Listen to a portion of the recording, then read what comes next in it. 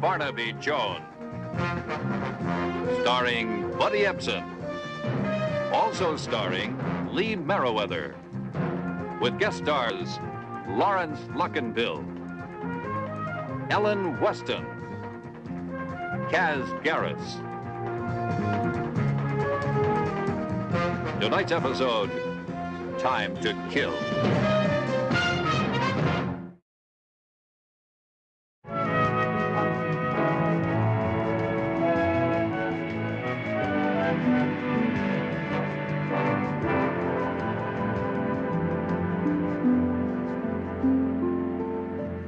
I loathe Marla, but Grace was right about the souffle.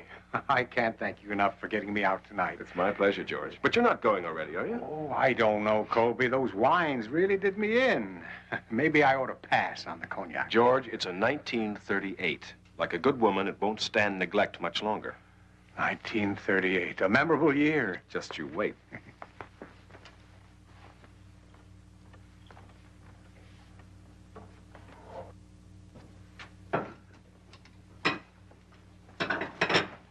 Well, Hannah, another masterpiece?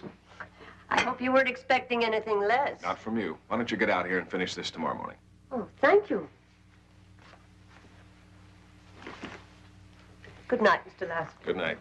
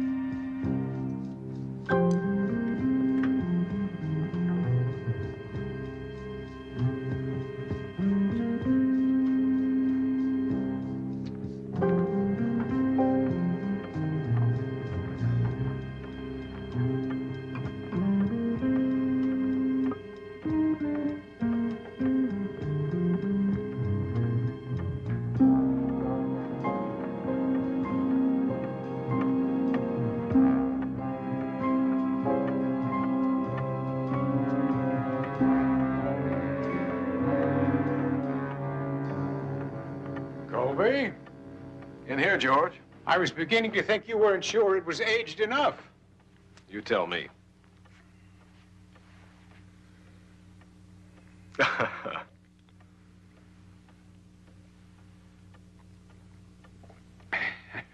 Well? Incredible.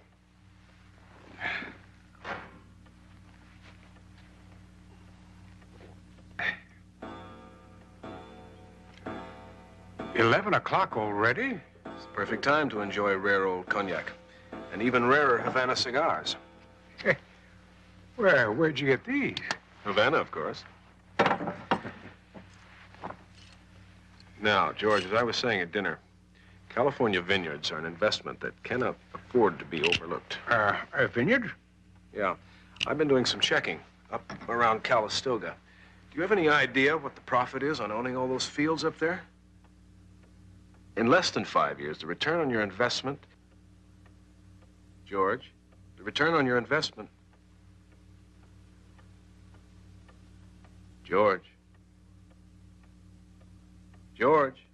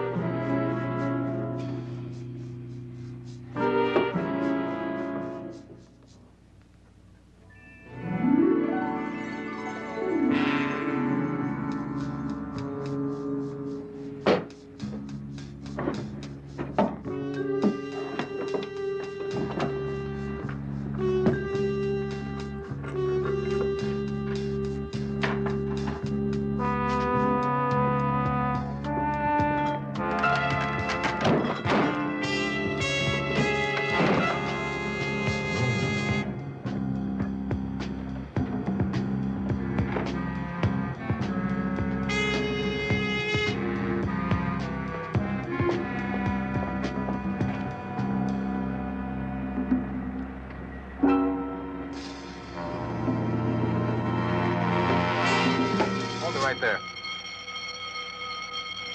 Now turn around. Nice and easy. Put your hands on the window.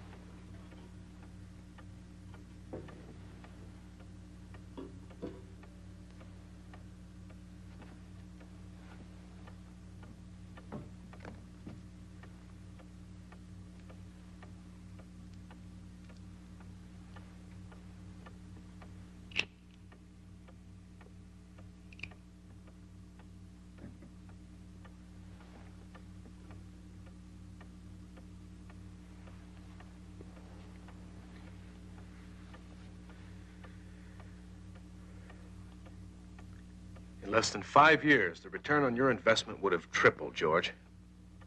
George. George. What? I was talking about vineyard investment. Ownership near Calistoga. Oh, I must have dozed off. I think you were about to. I told you we should have saved this for some other evening when I could relish it, wide awake. Well, I suppose you're right.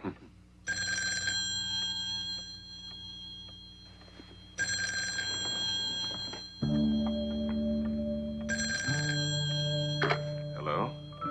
This is Mr. Weatherly's answering service. Is he there? Yes?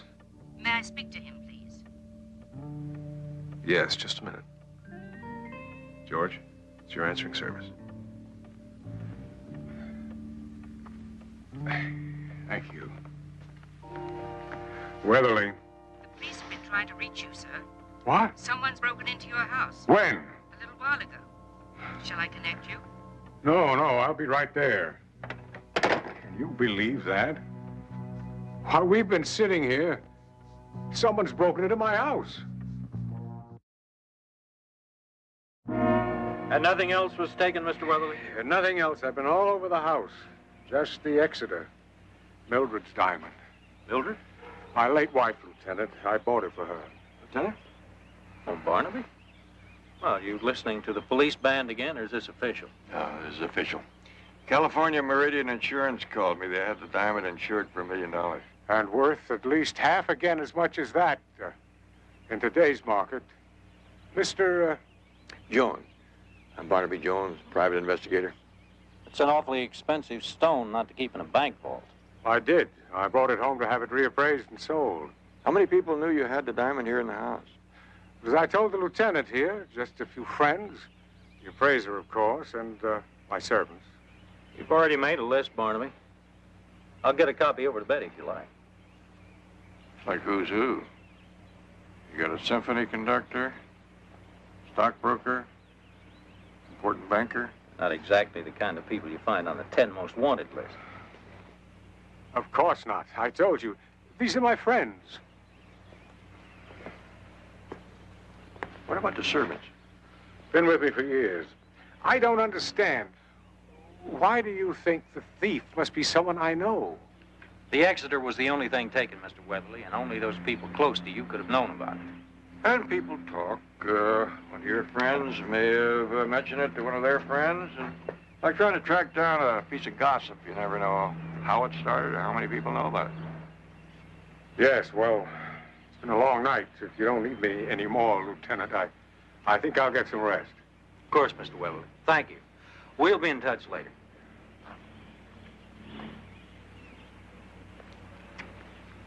That could end up being a long list. Would your list include Weatherly? You mean the game of steal it yourself and collect the insurance? No, I doubt it. Weatherly was having dinner at a friend's house at the time of the robbery. Colby Lassiter by name. Anyway, this has all the earmarks of a simple bust and run. The thief broke in here, went straight to the desk, got the stone, and hightailed it out. You'd figure he ran into the patrolman on the way out. They must have. There was a struggle. The guard was shot at very close range with his own gun. Thief must have been pretty sure of himself to set off the alarm with West Oak Security 10 minutes away. Look, Barnaby, do you mind if I send you the full report later? It's been kind of a long night for me, too. You tired? I'm fresh as a daisy. Why don't you get yourself a little rest? I'll poke around a little.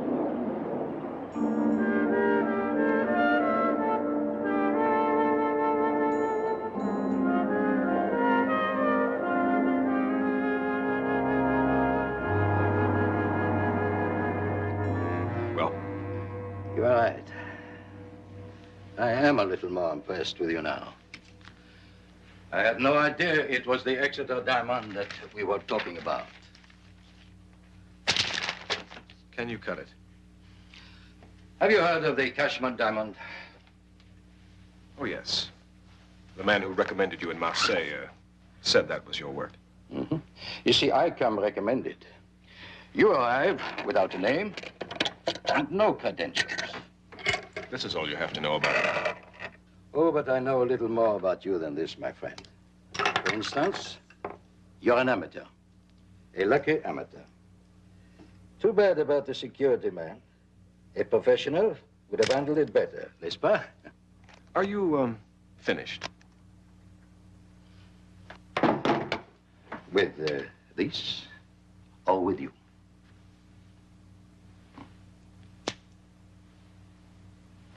When will you be able to cut it?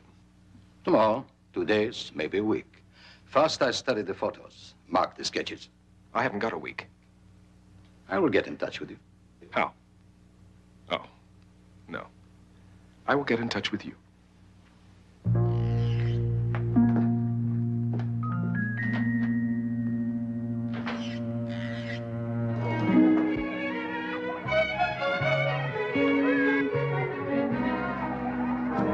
Andy? Honey, be careful now. I'll be right back. My granddaughter. Babysit for now that I have all this time in my retirement. I can keep you working for a while, Andy. Yeah, Betty told me. The Exeter, huh? Boy, that rock must be worth a pile of dough. What do you hear in the street? Not a rumor. Frankly, I don't think I'm going to pick up much out there on this one. What do you think? About the same as you. The job is too crude to have been done by any of the folks you know. I figure it was an amateur with good inside information. It's not my turf. Cutters are. I think he's going to have a hard time disposing of a stone of that size and reputation unless he's syndicate connected. I could ask around on it. I think you do better to concentrate on who our friend might get to cut the thing. Smaller it is, easier to get rid of. A diamond that size is going to need a specialist. There are not too many guys around that can handle it. There's Jerry Bonner, but he's in a slammer. Doug Spivak, he's too old. Wait a minute. There's a new guy around town I heard about. A Frenchman. What do you know about him? Nothing. Find out. Still only half? You get the rest when you come up with an answer.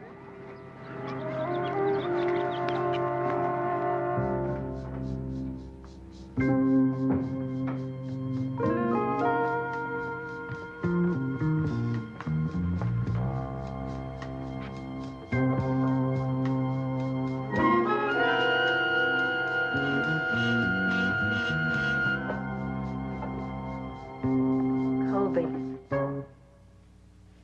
Not even a hello for your prodigal wife? Don't tell me you're still mad at me. Claire, you know I can never stay mad at you.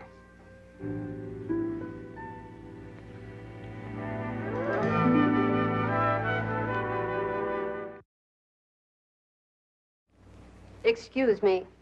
There's Oh. a Mr. Jones to see you. I hope I'm not interrupting. Well, now that you're here, Mr. Jones, what is it? I'm a private investigator looking into the theft of the Exeter diamond for California Meridian Insurance. Oh, yes. That's George Weatherly's diamond. Remember, that's the one he bought from Mildred years ago? I understand Mr. Weatherly was having dinner here last night when it was stolen. Yeah, that's right. His answering service called with the news. Were the other guests still here? No, they all left a short time before. You didn't tell me you had a dinner party last night. Just a small dinner. The Claibornes were here, the Danubas. Do I understand that you weren't at the party? Oh, no. I was still in Switzerland last night, your time, on a skiing trip. But I'm fascinated. You mean you think someone who was here might have taken it? At this point, Mrs. Lassiter, I'm not just looking for a needle in a haystack. I'm looking for a haystack. How do you expect us to help you with it? Well, it's beginning to look a little bit like an inside job. Somebody that knew Mr. Weatherly, knew he had the diamond home for reappraisal. Sounds fairly preposterous to me. Well, I'm trying to talk to everyone who knew about the Exeter. Possibly you may have even mentioned it to someone. Excuse me, Mr. Jones, there's a telephone call for you. Oh, thank you. I hope you don't mind. I left the number with my secretary. Not at all. Yes? Barnaby, Andy Burns just called. He left the name of a man who knows about the French diamond cutter he mentioned to you. Fire away. He's the chef at the Le Pomerol restaurant. Le Pomerol restaurant. Yeah, I got it. Thank you, Betty. Nice place, Le Pomerol. A bit too Provençal for my taste, but... Well, thank you for the tip and for your time. Sure. Mrs. Lassiter.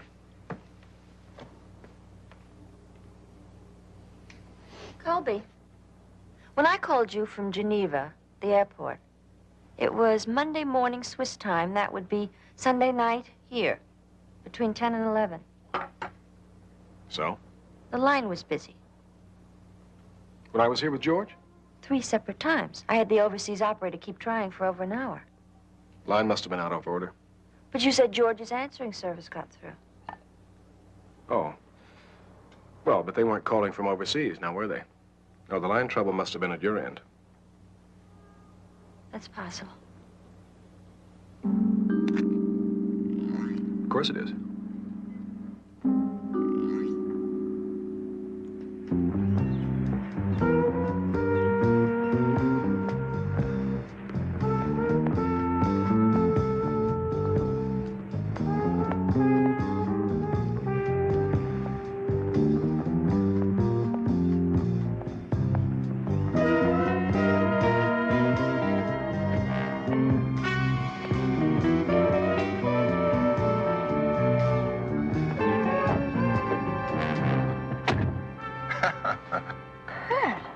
Surprised, Claire? What are you doing here? Well, what do you think? You left Switzerland without even saying goodbye. Followed me? What? Can't you guess? I had no idea that... You supposed my affections were just part of the lessons? Learn how to ski and fall in love in 2 weeks. Kurt, I'm married. You know that. You could leave him. We talked about that, didn't we? Oh, look, I never meant for it to go this far.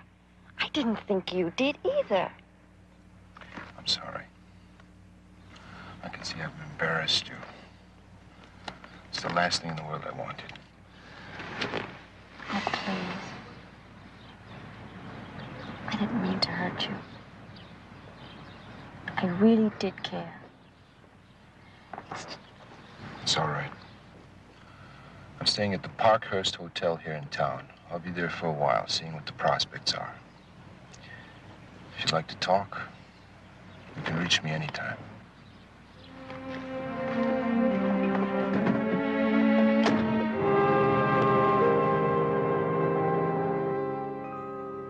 No closer to the source. A swift pass with the match. A little éclat in the gesture. Where is your sense of showmanship, huh? Again, s'il vous plaît. Snap. The match. Voilà. Alors, the pass. Oh! Qu'est-ce que vous avez fait? Vous avez mis toute la bouteille ici. I don't believe it. Did you see that? Did you? Yes, very colorful. If I may suggest, he could use a little practice. You heard? Over there. Practice! He will never get it right. Once a short order cook, always a short order cook. What can I do for you? I'm Barnaby Jones. A friend of mine, Andy Burns. Oh, Andy Burns? Yes, he told me that you might be knowledgeable about a diamond cutter who works in this area. In this area? In Marseille, perhaps, but not here. Who are you looking for? Oh, he's a Frenchman. He's competent enough to handle a stone the size of the Exeter. Ah, the Exeter. Yes. It is possible. I know him. We did business once before I was forced to retire by the authorities. The celebrated Cashman diamond. Can you believe that Marcel tried to cheat me? Marcel did that? Yes. What's his last name? Marcel de Loud. He had the gall to come in here only a month ago and ask me for a job. Incredible. I nearly threw him out bodily. Well, as you were tossing him out, did he happen to mention his address? No. Well, no matter. I have some friends who owe me favors down at the Bureau of Immigration. Thank you very much. Oh, Monsieur Jones. You will come back to dine, perhaps. I have some superb coquille Saint-Jacques you might like. Scallops. Yeah, I'll be looking forward to that. The place is still here.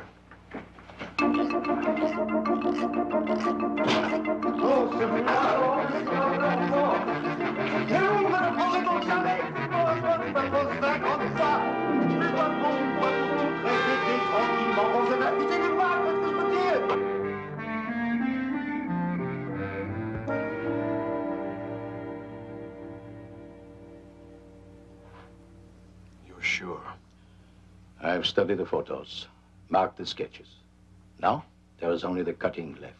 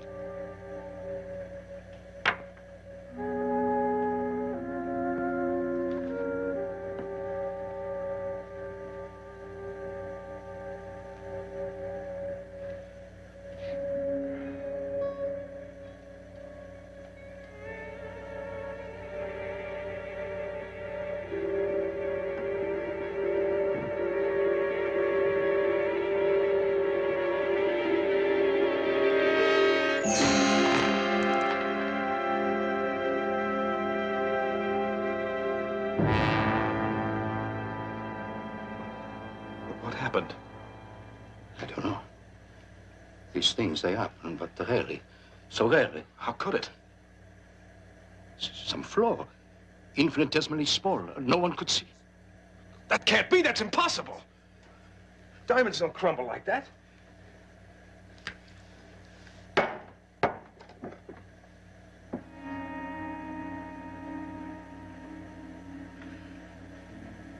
This is nothing but sand. We have been taken. This is glass. glass. But you saw. Somebody else could have been fooled. Maybe. But not you. You're a diamond cutter! I was concentrating on the angle of the blade. I didn't hijack the stone. That stone has not been out of my possession until I handed it to you just this minute. That's it. That's gotta be it. You switched it. How could I? Are you sure? Where is it, Marcel? In your pocket?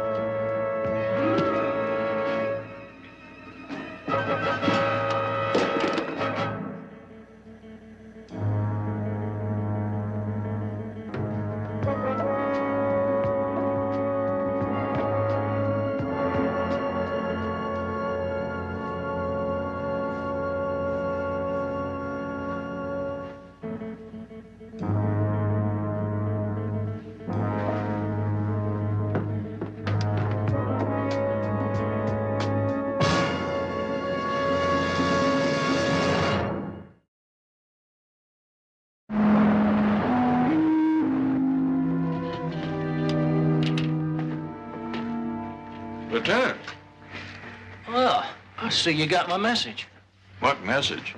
Until a half an hour ago, I was with a friend of mine in the Bureau of Immigration trying to find this address. Was that Marcel DeLau they just wheeled out? Yeah. One of the neighbors found him. When we got here, there he was. And there were these.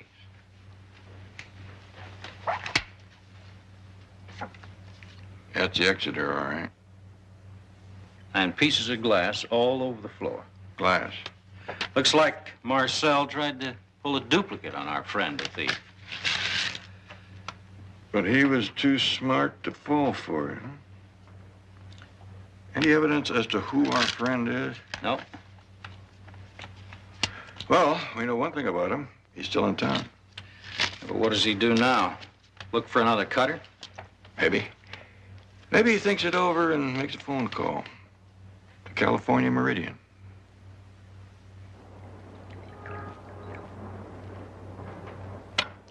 Well, the last time you looked this ghastly was the morning after that 3-day housewarming on Ibiza. And a good morning to you, too. Do you want to talk about it? About what? What's bothering you? Did something go wrong with the laser stock? Oh, Claire. Why can't I get a cup of coffee in this joint? You should have asked me at 3 this morning when you came home. It wasn't anywhere near that late. It was.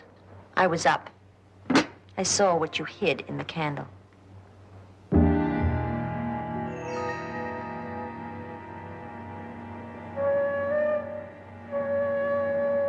And then there was this, in the morning paper.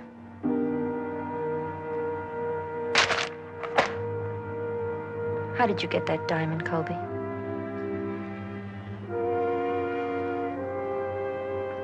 You seem to have put it all together. You did it yourself? Like always, you underestimate me. There are 2 men dead. That couldn't be helped. All I planned to do was steal the jewel. Why? For us. That fight in Nice, it was about money. Money!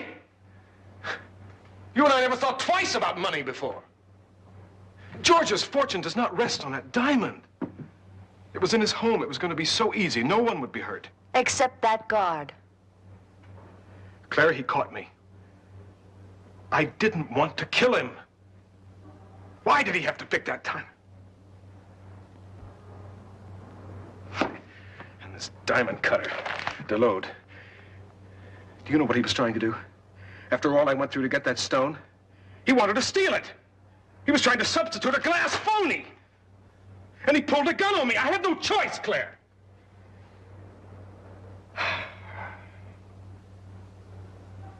Oh, Colby. I was afraid I was going to lose you. That doesn't say much for me. I couldn't have taken that, living without you. I would have done anything. You should have told me. Well, now you know. Only I wish it hadn't ended this way. What are you going to do now? That's what kept me awake most of the night, trying to figure out. It's too risky to try to find another diamond cutter now. And there's no way I can sell this thing whole.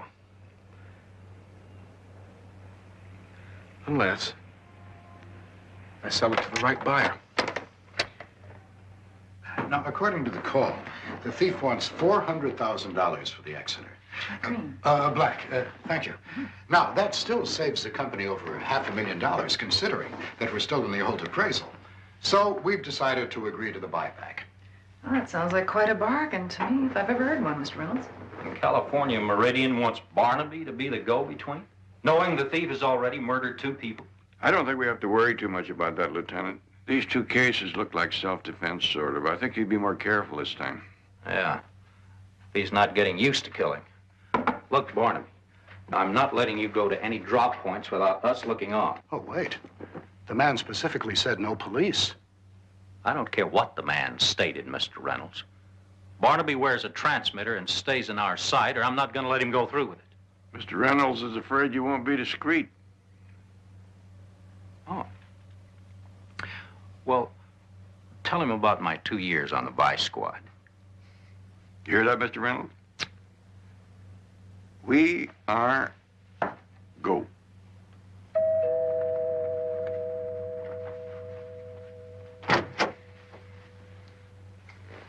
I only let you up because you said you were going home. Is that the only reason? Yes. At least I could do was say goodbye. Colby will be back in a minute. It's Colby I came to see.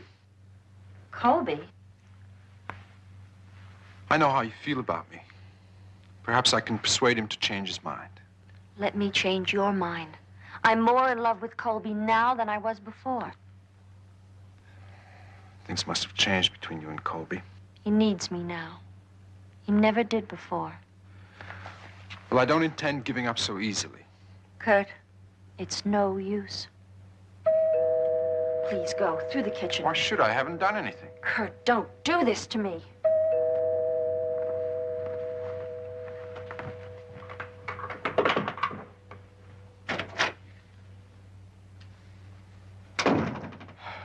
I could use a drink. How about you?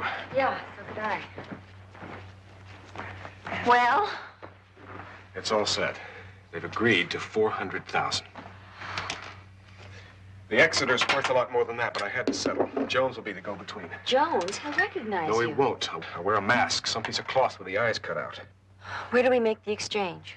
We'll send him around to a series of phone booths, and then we'll make the exchange in an abandoned farmhouse on Route 7. Are you sure it's safe? It's wide open. There's no chance for him to play any tricks. There's no ice. Where's Hedda? Considering what's going on, I told her she could take a few days off. Good. So keep your fingers crossed, my darling. Once we get the cash, we'll be home free.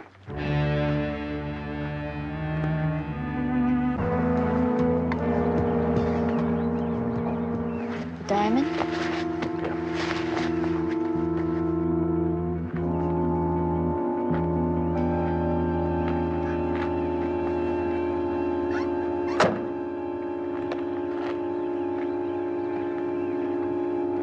Anybody home? Turn around, please. Face away. Put the attaché case on the ground.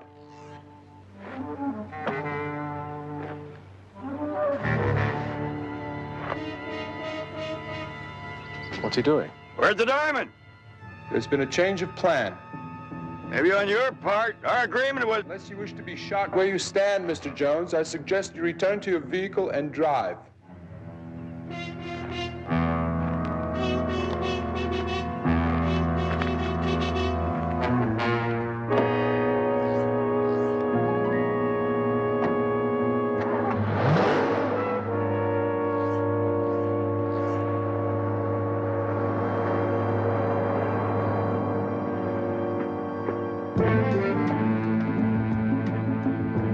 Who the hell is that?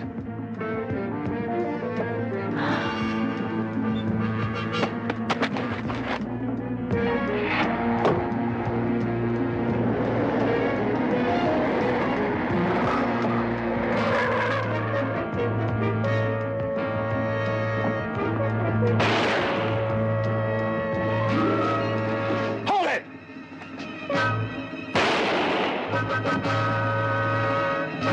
Kurt.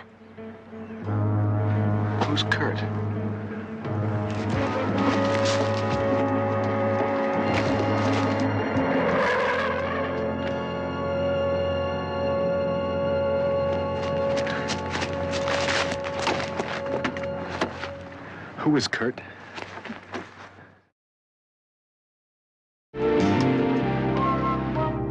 Thanks, Lieutenant. I'm sure Barnaby's anxious to know. Right, bye. Wait. Don't tell me, let me guess. Our friend in intensive care is from Switzerland. He is either a bobsledder, a ski instructor, or a mountain climber. A ski instructor. Will you tell me how you guessed that? His accent, for a starter. And then his complexion is ruddy, weather-beaten, like he's been out in the cold too long. 2 and 2. You are going to tell me how he fits into everything. I have an idea. Yeah, but Lieutenant Biddle said they didn't find the diamond on him. Well, maybe he didn't steal it, but he knows who did. But how? He just arrived from Geneva a couple of days ago. And Mrs. Lassiter just flew in from Switzerland on Monday. Ski trip, she said. But they were both out of the country on Sunday when the Exeter was stolen. Colby Lassiter wasn't. But that's impossible. I thought he was with George Weatherly during the time the diamond was stolen. So did I. Colby, There's nothing to say.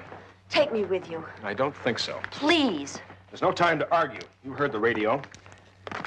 If your boyfriend regains consciousness, I'm sure the first thing he'll do is tell him about me. At least let me finish about Kurt. I don't want to know. I consider myself lucky to have ended up on the right side of what was probably a very neat double-cross. He followed me here on his own. I didn't ask him to come. You didn't tell him about the meeting with Jones at the farmhouse? No.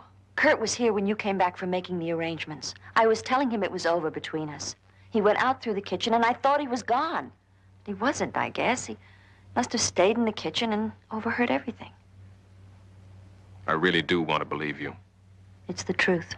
I have no reason to lie to you now. Wouldn't you? With Kurt suddenly out of the picture? Oh, Colby. You said you did this for me. I love you. Don't leave me behind. All right. Get your things.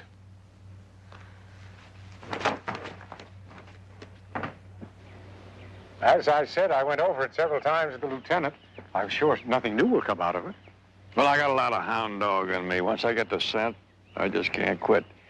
Now, we're up to the cognac. And the Havana. It was just 11.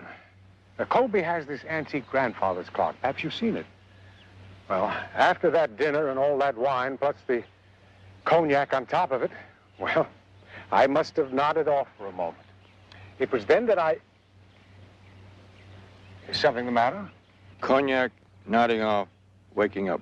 What happened exactly after you nodded off? Well, let's see. I took another sip of the cognac, I took a puff on my cigar, and then I got up to thank Colby for a pleasant evening, and...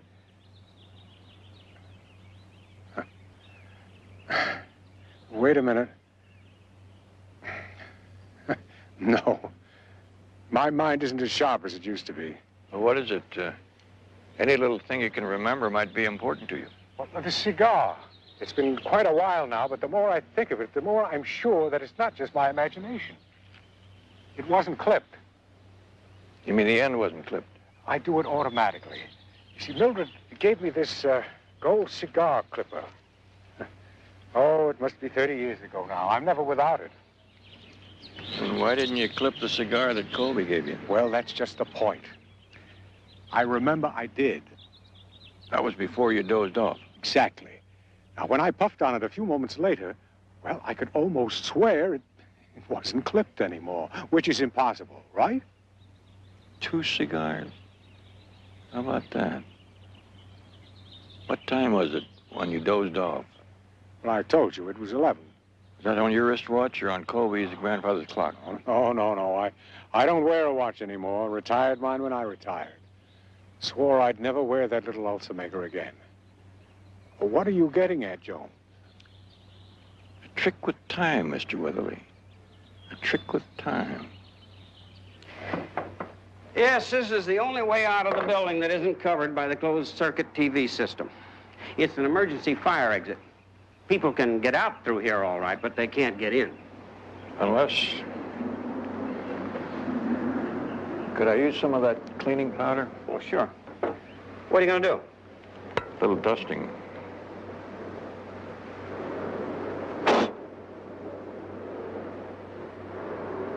See that? Yeah. Somebody taped that latch down. Looks like they were planning to use this exit as an entrance as well.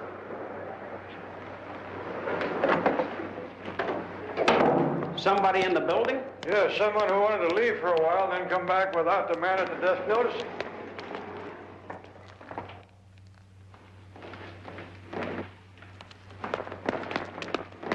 Oh, Mr. Lassiter, I'm glad I ran into you. The case is just about wrapped up. Just needs a little of your time. Well, Mr. Jones, we are in a bit of a hurry here. Well, just take 2 minutes.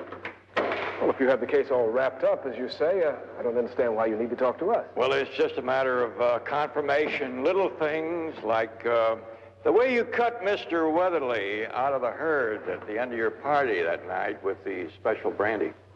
Cognac. And the clever way that you set the clock ahead and then set it back to the correct time when you came back, that was a neat trick. Clock. Are you accusing me, Mr. Jones? You only made one little mistake. That was when you forgot to clip the end of Mr. Weatherly's second cigar. What are you talking about? The Havana that came with the cognac. I double-checked all the guests, and they all left about 10:20. According to George, it was right after that he took his first sip and nodded off for 3 seconds. But the next thing he remembered was the phone call from his answering service at 11:02. That's 42 minutes. Nodded off, huh? It's a pretty healthy snooze. Tell me, what kind of drug did you put in his glass? Just for my information. I'm sure I don't have to tell you anything. This is entirely circumstantial. Not really, Mr. Lassiter. And once your friend Kurt has told his story to the police, I'm sure they'll want to talk to you, too. It's over, you know. All right, Mr. Jones. That's enough.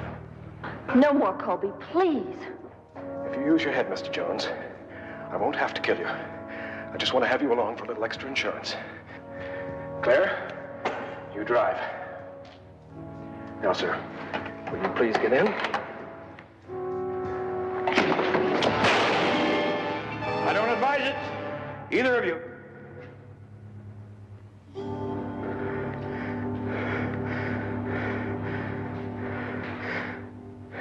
You're right, Mr. Jones.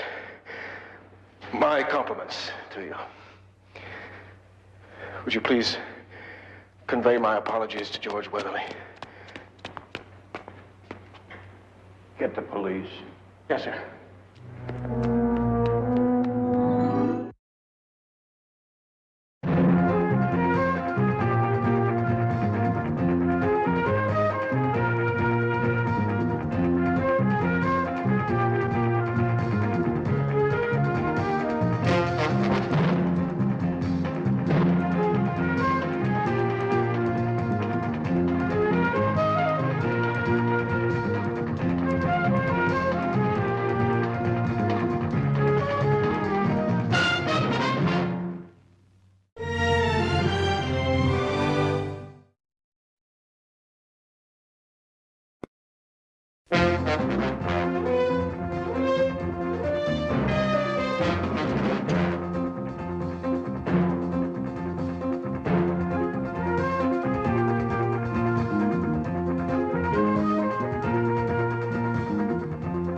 Barnaby Jones, a Quinn Martin production.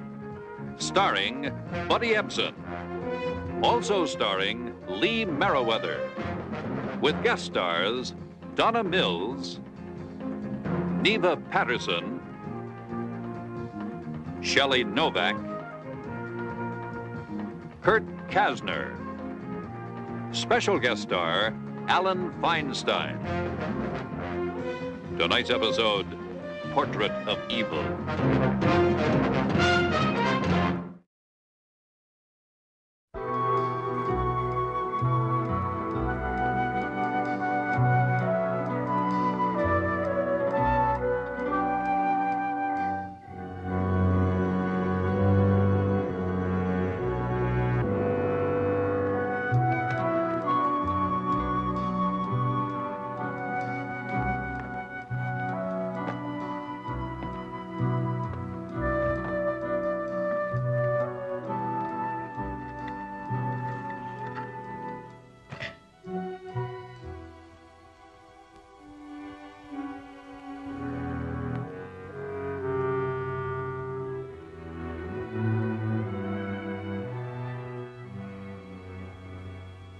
Well, what do you think?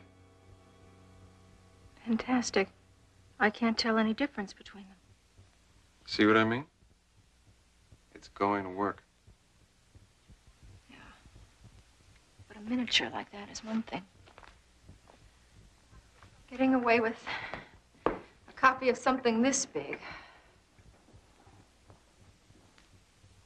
Look, I'll have the Degas finished tonight. Come to my place and you be the judge. Tony, I'm not the one we're going to have to fool. Guthrie's the expert. If we make the switch and he spots it as a forgery, we won't be out of the country before he has the police on us. All right, forget it. Forget the whole thing. Stay married to that old miserly... Darling, I know what I want. I just think it'd be safer to get a divorce. We can still go to Europe like we planned. Baby, we've been through all this. I'm broke. When you leave him, you get nothing. Reinhardt saw to that before he married you when he tied up all his millions in his museum foundation.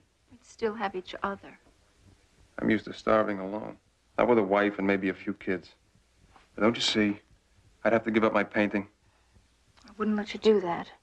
Then let's finish what we've started. In 4 days, the Degas will be dry enough to make the switch. We take off for Europe with the 2 originals. We sell them for $300,000, maybe more. And pray that Guthrie doesn't discover the forgeries until later. Even if he does, he'd have a hard time convincing the police he hadn't bought copies in the first place. And it'd serve the old tightwad right.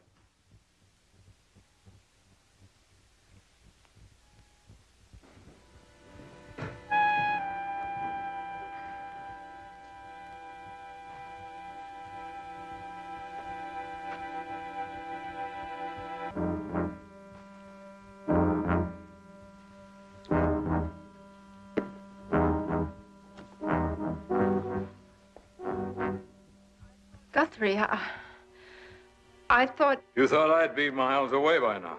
Unfortunately, I had to come back for some papers I'd forgotten. Mr. Reinhardt, it's not Abby's fault. It's all mine. Mr. Barrow, you dirty, filthy scum. I never want to see you in my house again. Get out! Get out! Abby, my room. Oh. Oh. It's his heart. Reinhardt! Reinhardt! Reinhardt! There's some pills in his room. It can't be. It can't be. Reinhardt! Reinhardt, you can't do this to me! It can't be. Can't be. Can't be. He can't be. Tony, can't stop be. it! Tony, stop it! Oh, my God, what do we do now? Doctor warned him about his heart. We've blown it. The lawyers will have the entire state locked up and probate the paintings, everything. I better call the doctor.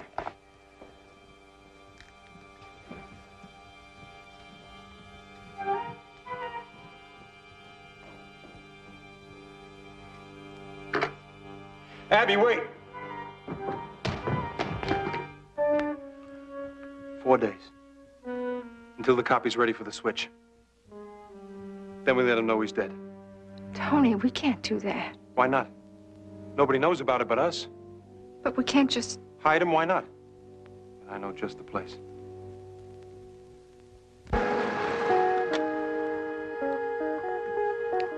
Barnaby! Walter, I'm sorry I'm late. Ran into a little traffic coming out of Los Angeles. I sure am glad you could come. I love that drive up the coast. Santa Barbara brings back memories. We're out back by the patio.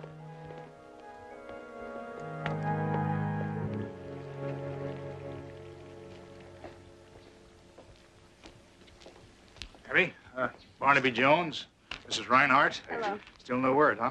No. Mr. Morgan, I know how anxious you are to talk to Guthrie, but as I keep telling you, Yesterday I was anxious. Today I'm beginning to panic. I really don't expect to hear from him before he gets back from his trip. But you said a week, maybe longer. Barnaby, I'm going to be ruined unless I find Reinhardt before Monday. Now, Walter, take it easy. Miss Reinhardt, I hope you don't mind my getting into this, but Walter asked me to help find your husband. Barnaby is a private investigator. He's the best. A detective? I told you. Guthrie is on an art buying trip. He's not a missing person. Well, until somebody knows how to get a hold of him, he's missing as far as I'm concerned. Walter, just thrashing around on the water is not going to get you across the lake. Now, Walter told me that your husband had an appointment a couple of nights ago to meet some attorneys, to sign some papers, something about a merger. And I stand to lose $500,000 in commissions because Reinhardt disappeared. Mr. Morgan, has it ever occurred to you that maybe Guthrie changed his mind about your deal? Abby, it's not my deal. It's his deal. And unless something has happened to him, he wouldn't miss closing this deal for all the art in Rome. Didn't you say that you had an appointment with the lawyers to talk about an extension? Yeah, you're right. That's a good idea. You sure you don't need my help here anymore? I'll manage. All right. Goodbye. Now, Abby, anything you can think of, please.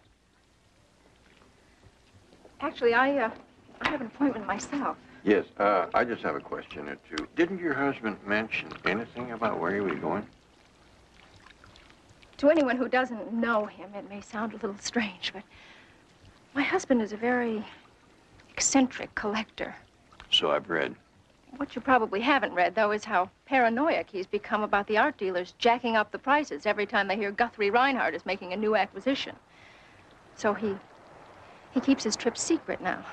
Just takes off in the car and doesn't tell anyone. Not even his wife. All I know is he said he was going on a buying trip. He could be anywhere. London, New York, Paris. I just don't know. Well, if he took his car, the probability is he didn't go that far. Unless he left his car at the airport. True. I really have to go. Yes, if I need any more information, I'll call you.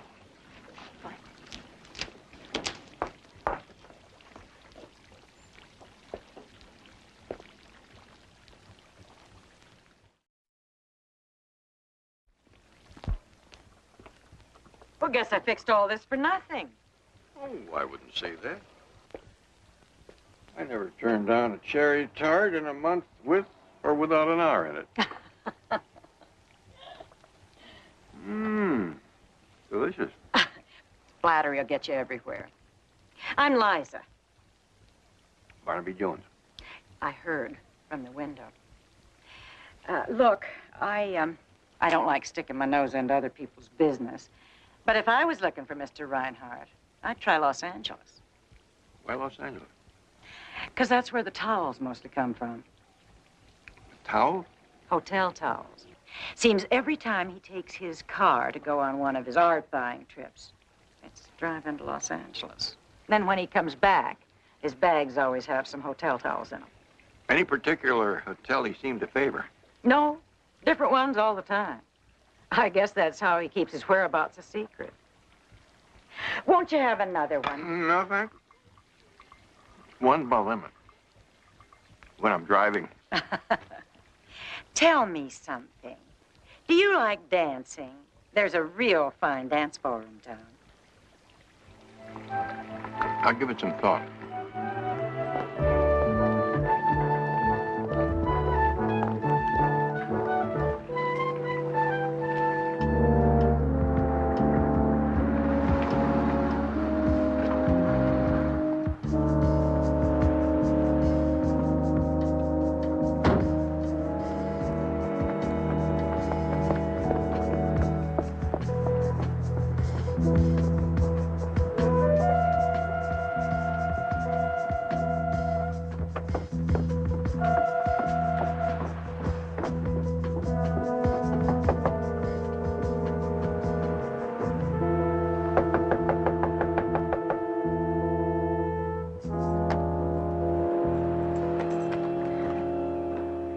Abby, what are you doing here? We agreed it wasn't wise to be seen together until this thing was over. Something's happened. Walter Morgan came by again looking for Guthrie. Only this time he brought Barnaby Jones with him. A private detective. What? Does Morgan suspect anything? No. He's just so frantic about this business deal of theirs that he brought Jones in to help him find Guthrie. We need 2 more days. The painting will be dry by then. What if Jones comes back? What do I tell him? You just stick with your story, okay? You don't know anything, you understand? All right. All right, you better go now.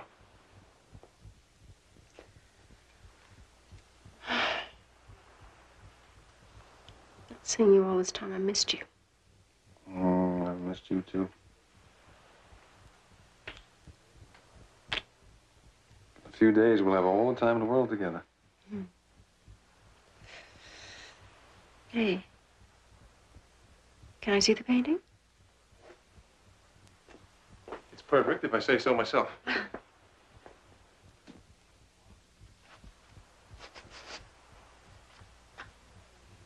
Voila. You really are a wonderful artist. In a few years, people start trying to forge my masterpieces. I love you.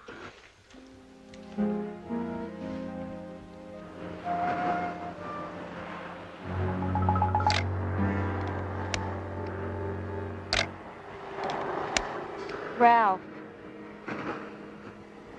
this is the umpteenth time you dragged me out to this nowhere beach, and all you ever do is take crummy pictures. What are you shooting now? A masterpiece, Cindy. $1 million masterpiece. Ask a silly question.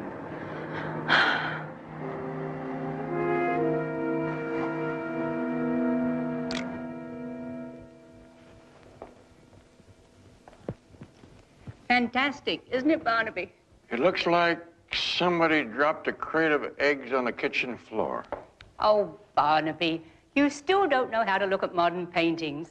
I've looked at them every way, including standing on my head. But right now, I'm more interested in talking about Guthrie Reinhardt. What do you want with that old skinflint? Oh, I'm looking for him for a client of mine. He's supposed to be holed up somewhere here in Los Angeles. Oh, don't tell me. Not another one of his art raids. Is that what they call them, art raids? Well, what else? He comes skulking in like a vulture, has his stooges buy up all the talented new artists, and then forces the prices to go up by hoarding their paintings. You know what the worst of it is? Reinhardt doesn't even like art. He's just in it for the money. How do I contact one of these stooges? Oh, they never announce who they're fronting for. Just different people he sends in to poor mouth the galleries into selling cheap. Wouldn't you think a man as important as Reinhardt would have a professional agent writing herd on his art acquisition? Well, you might try George Andre. The art critic? There's some people who say that he's the artistic eyes and ears behind Reinhardt's throne. Well, thank you, Charlotte. Oh, and the next time you run across a Grandma Moses primitive, give me a call. Get out of here, Barnaby.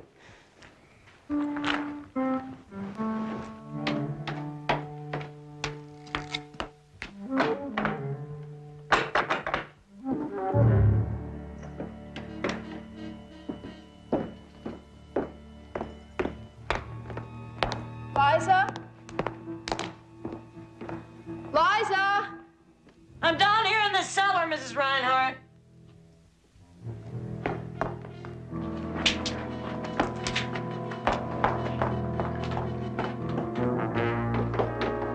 The fridge is locked. How am I supposed to make dinner? Everything's upstairs in the kitchen refrigerator. My husband moved it. He did? What for? To make room for some wines and champagnes that he wanted chilled. So he locked it up. Doesn't trust anybody anymore.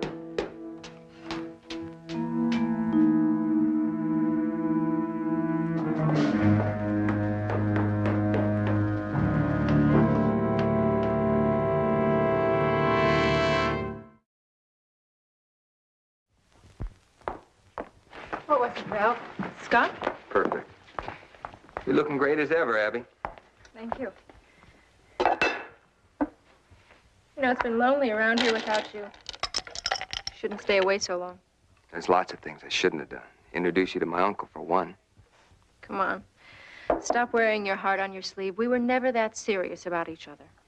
Well, Uncle Guthrie didn't think so when he told me to get out and stay out. Now, that's a pretty price to pay, since my only talent is to live off his money. It was always your problem, selling yourself short. All right, I guess I do have another talent. An amateur's knack of photography, you might say. Here, take a look at this.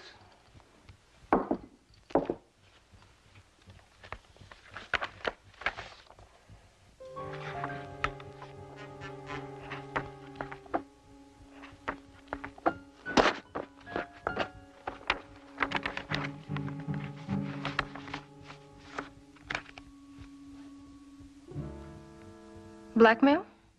Nothing personal, Abby. I mean, you're aces as far as I'm concerned. And knowing old Guthrie, I don't blame you looking elsewhere for some affection. I know I shouldn't be shocked by what you're trying to do, but I am. I want $25,000.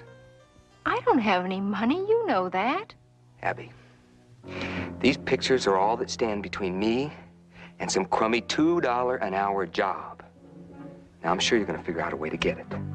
Ralph, be reasonable. The only cash I ever see is a small household allowance. Would you rather me go to my uncle for it? He's a miser, but he does have pride. And I don't think he'll mind shelling out $25,000 just to keep these pictures out of circulation.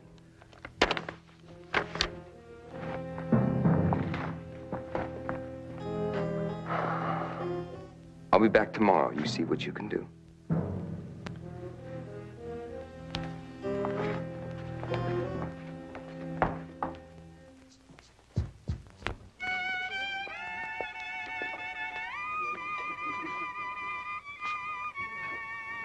Mr. Andre?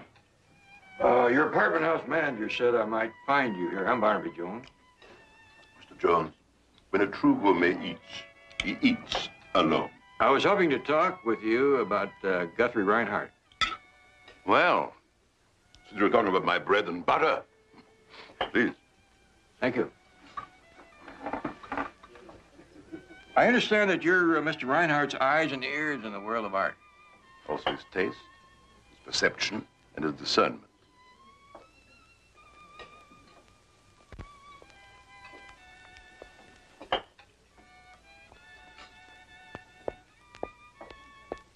Is that beautiful thing with you? My secretary. Over here. Please, do join us. Mr. Andre is my daughter-in-law, Betty Jones. Enchanté, mademoiselle. Will join me, won't you? Well, thank you, yes.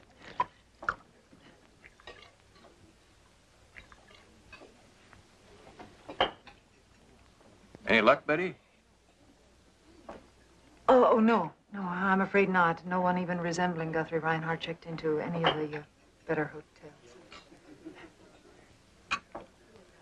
Mr. Andre, I gather that if anyone knows the whereabouts of Mr. Reinhardt, that's you.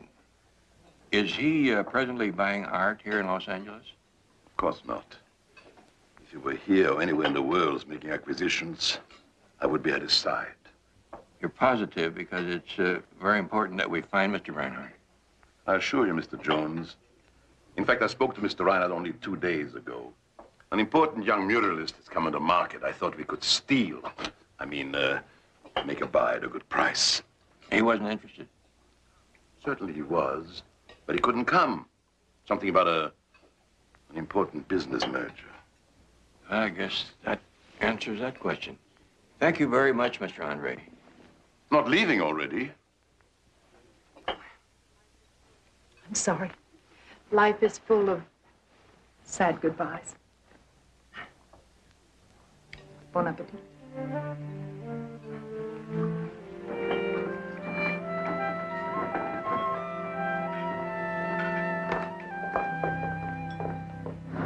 I don't think I'm going to wait for Abby to come home, Liza, so why don't you just give her this as sort of a gift?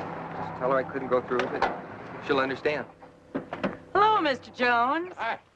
This is Ralph Forrester, Mr. Reinhardt's nephew. How do you do, sir? How do you do? Mr. Jones has been looking for your uncle. He's a private detective. Looking for him why? Is there something wrong?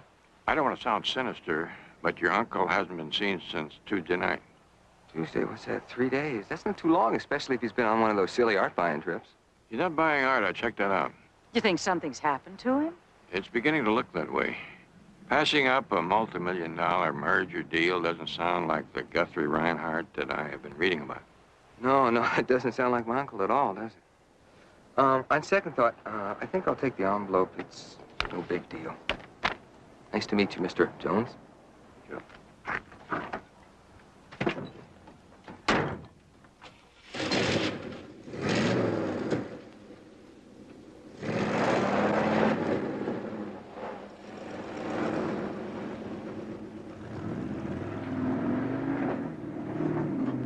I stopped by Mr. Reinhardt's lawyer on my way over here. Apparently, the entire estate goes into the museum foundation. How does that sit with Mrs. Reinhardt and the nephew? I generally keep my nose out of family matters. What are you thinking? I'm thinking what I usually think when I run into a dead end. I better go back and start all over again. Any way I can help, Mr. Jones? Who was the last person that Mr. Reinhardt saw when he left here the other night? Mrs., of course. I had the night off. Did a little dancing at the ballroom. Was anyone else here? Just Mr. Barrow, Tony Barrow.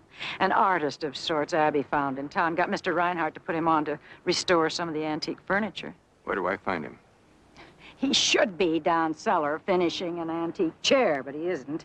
You might try his house down in Carpinteria. Come on, I'll get you the address. Thank you.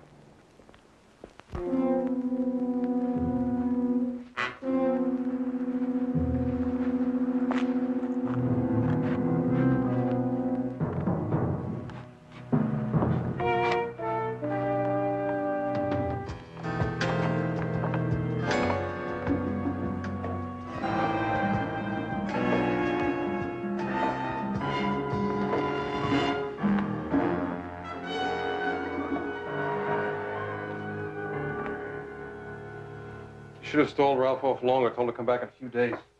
I didn't have a chance to. Now he's probably at the house waiting for me. What am I going to say to him? Anything. Tell him you'll give him the $25,000 tomorrow. By then, it won't matter. We'll be gone. What do you mean? Is it dry? Well, the surface is. And that's all we have to worry about. Then we don't have to wait. Why don't we switch the paintings now and get out of here? Now, hold on. We've got to take care of something first, remember?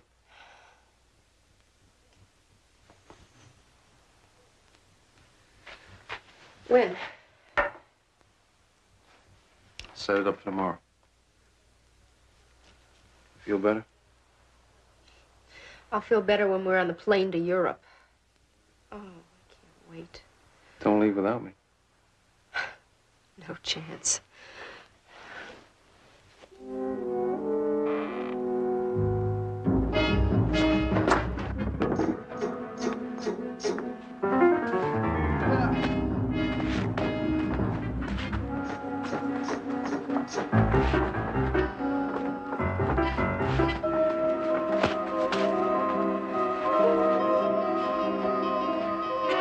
Ralph!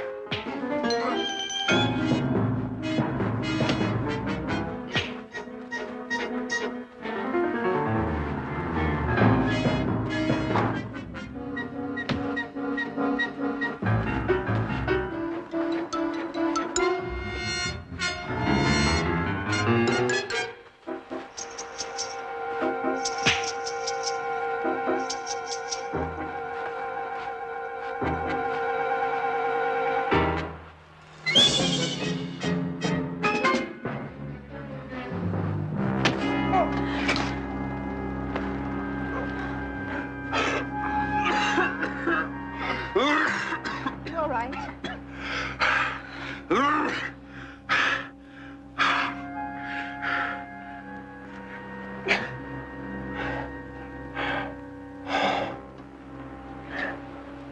Oh, no. What? He's dead.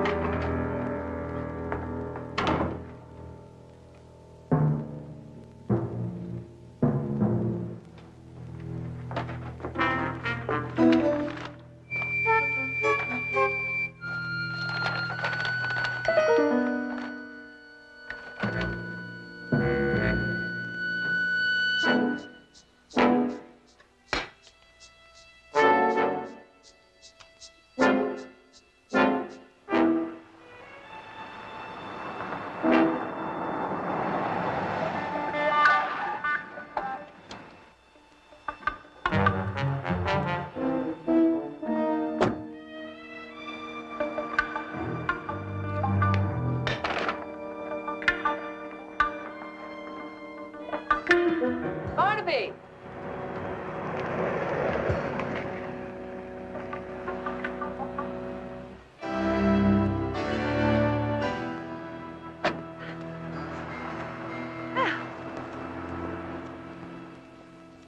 However did you find me here? By being the super detective you always hoped I'd be. I made a telephone call to the Reinhardt residence. The housekeeper told me where you were headed, and voila, I am here. And what have you done for your proud and loving father-in-law lately? I've done a great deal, but nothing's come of it. And I double-checked everything. I even made phone calls to his business connections in Europe. Guthrie Reinhardt isn't anywhere. What about the car he was driving? Well, the car isn't to be found in any railroad, bus, airline depot within a 200-mile radius of Santa Barbara. I swear, Barnaby, it's as though he's vanished off the face of the earth. You know, I'm beginning to feel the same way, like I'm chasing a ghost. Come on.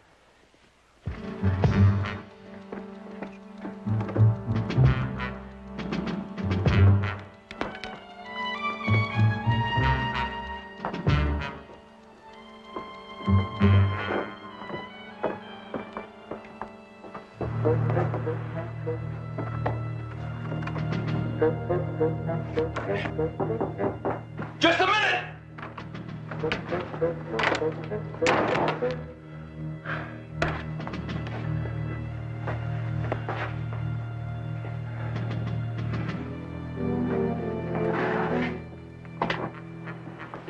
Hi. You Tony Barrow? Yeah? I'm Barnaby Jones, private investigator. This is my daughter-in-law, Betty Jones. Oh, what can I do for you? It's about Guthrie Reinhardt. May we come in? Oh, yeah, sure. Come on in. Wow. Very attractive place you have here. Thank you.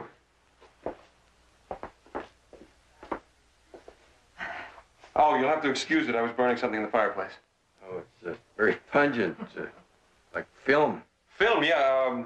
Some old photographs that I want to get rid of. They don't compare with the real thing, do they? Real thing? Mr. Jones! You know how artists are. They don't like anyone to look at their work until it's finished. Oh, yeah. Sure. You'll have to forgive Barnaby. He's the reincarnated cat that curiosity killed. About Mr. Reinhardt. Oh, yes. I understand that you were over there last Tuesday night. I did some restoration on an antique chair for him.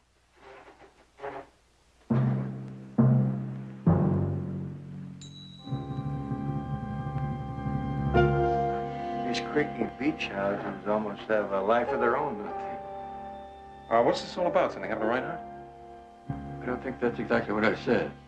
Well, I called there to ask Mr. Reinhardt if there was anything more that I could do, and his wife said that he hasn't been heard from since the night I was there and that you were looking for him. And you never went back? Yeah, I finished what I was doing. No reason for me to go back. Before Mr. Reinhardt left, did he indicate to you that his trip was anything other than another art hunt? No. He wouldn't talk to me about his comings and goings. Is that all? Yes. I hope we haven't bothered you. Are you kidding? No bother at all.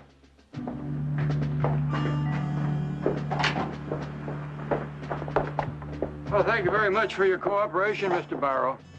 Oh, that car up there on the hill looks a lot like one that belongs to Mr. Reinhardt's nephew, Ralph. You know him? No. Well, it's probably just a coincidence. He may be visiting one of the other houses along the way. Anything else I can do for you, let me know. Thank you very much.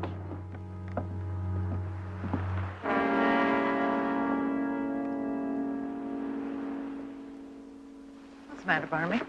I don't know. Liza, the housekeeper, said that Tony hadn't finished his work over at Reinhardt's, and he says he had. Well, maybe she didn't know that he had. Maybe. Betty, when you get back into town, check out Ralph Forrester.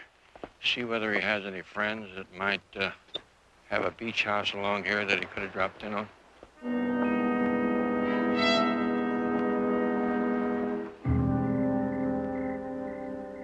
I'm sorry, Mr. Jones, but Mrs. Reinhardt says she has a headache.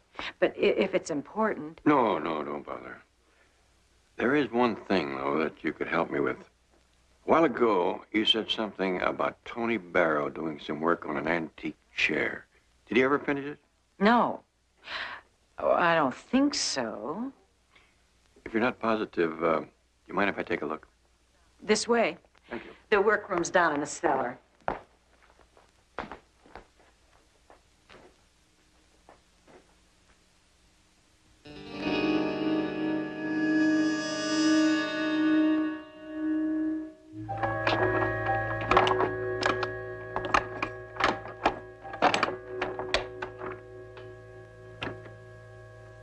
There it is on the bench.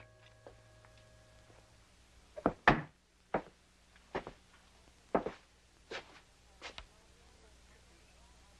it's a long way from being finished. And if it's not done by the time Mr. Reinhardt gets back, Tony will hear a lot of loud and angry words, you can bet. Why did he stop working on it? Oh, artists. Said it was more important to first finish a picture he was painting. A picture he was painting.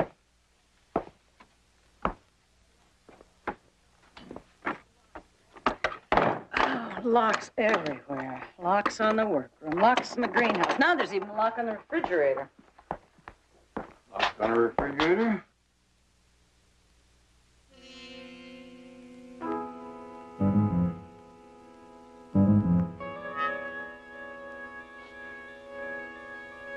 What have you got there? Looks like a small piece of fabric. Can you open this? No. The lock's new. Boss didn't give me a key before he left.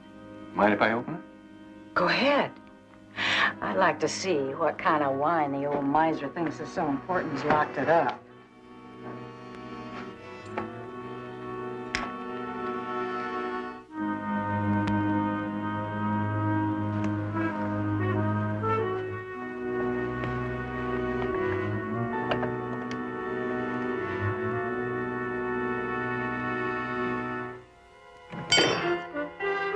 Kind of a handy man to have around.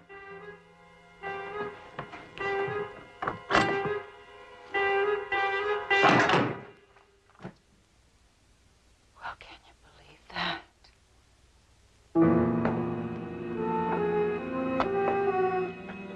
It's been empty all the time.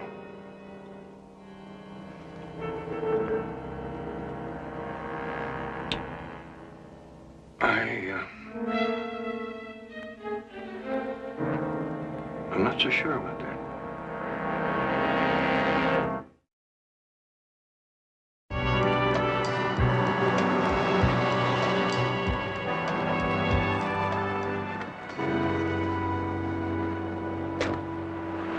I got your message at the motel. What's going on? Well, I thought you might want to talk to Tony again. It seems he wasn't telling the truth about Ralph Forrester. He knows it. When I was checking Ralph's house out, I ran into his girlfriend, Cindy, who was also looking for him. She said that Ralph introduced her to Tony in a restaurant 2 weeks ago. Did you say anything about Ralph taking her out here to Tony's other times, like yesterday? No, but she said that Ralph brought her out to the beach quite often. Seems he's a camera bug. Drove her crazy taking telephoto pictures of old houses along the beach. Or maybe one particular house. Tony's house. Telephoto lenses that come in real handy taking pictures of people inside a house. The photographs that Tony said he burned. Just could be.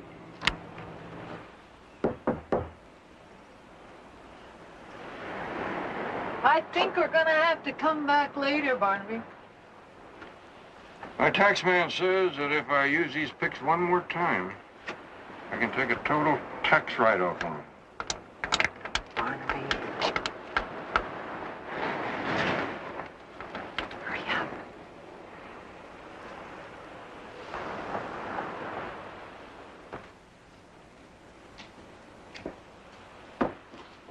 Mr. Barrow?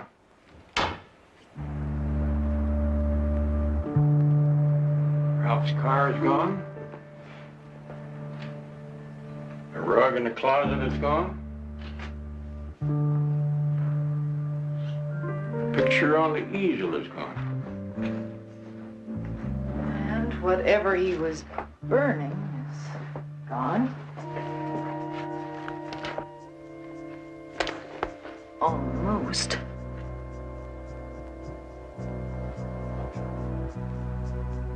Barnaby, come here.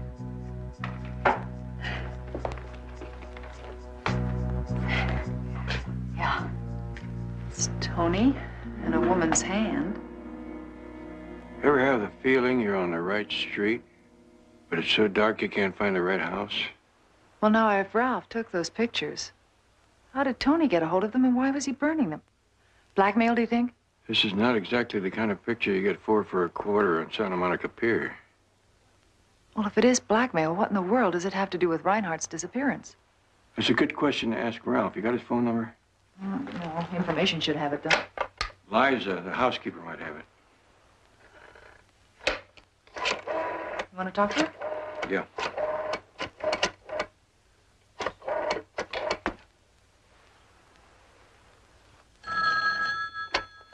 Reinhardt residence. Liza, it's Barnaby Jones. Oh, Mr. Jones, it's terrible. What's the matter? It's Mr. Reinhardt. They found him. He's dead.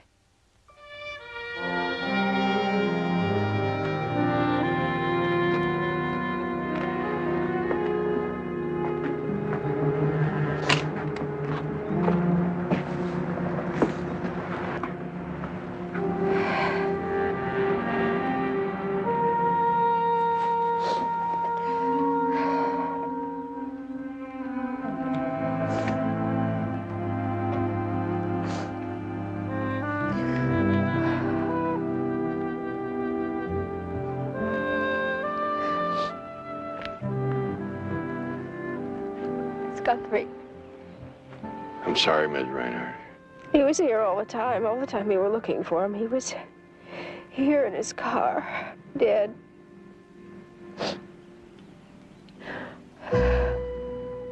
Barnaby, miss?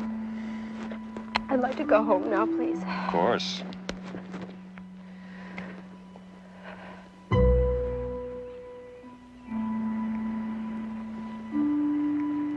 Identical. Let's see if there are any other loose ends we can tie up.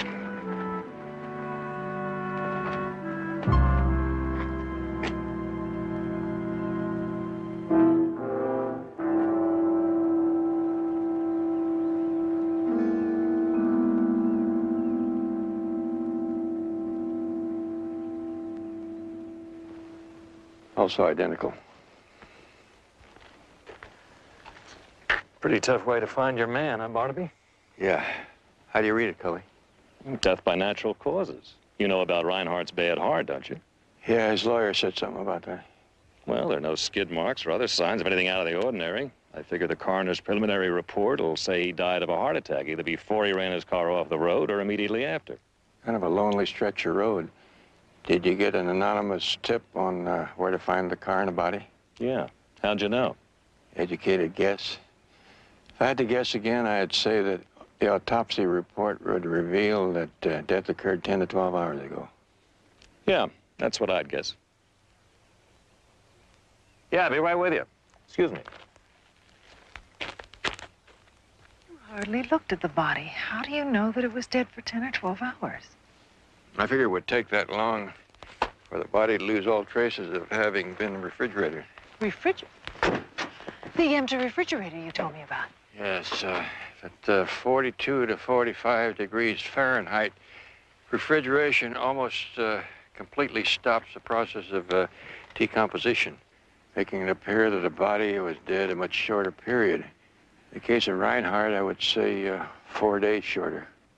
You gonna let the sheriff in on this? As soon as I can prove it. See you back at the motel.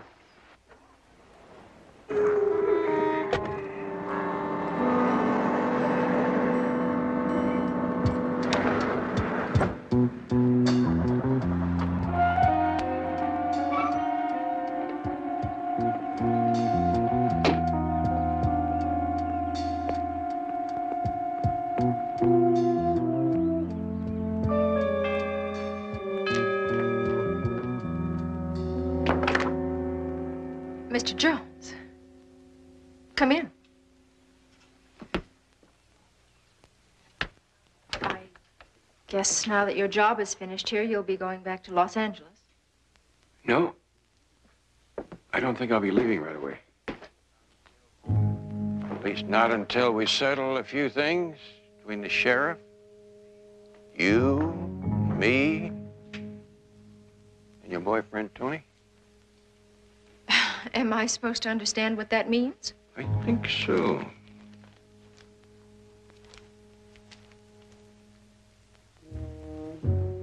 Tony and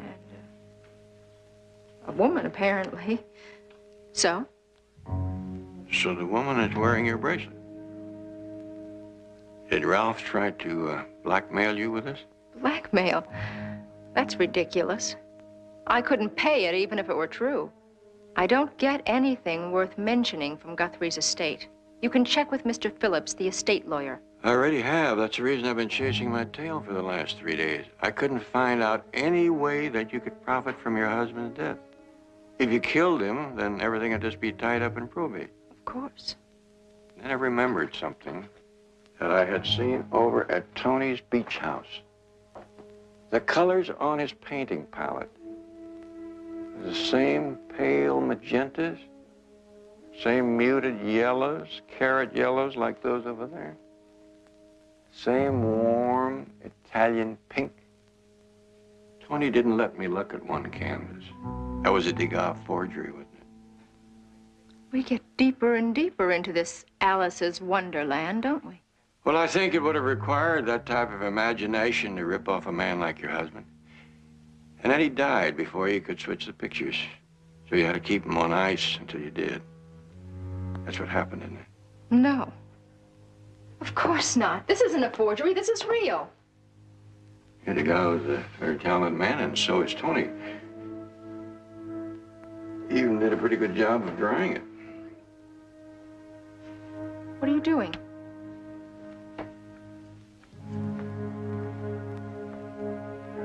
Paint's not dry underneath. That's because it takes a full 4 weeks to dry a freshly painted canvas all the way through. 6 or 7 weeks sometimes. Honey, get the car and bring it around back.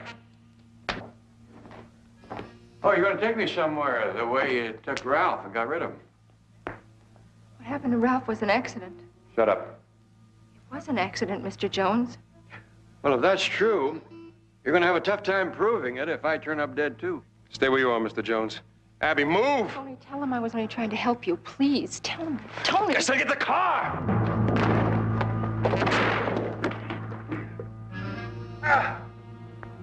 Tony.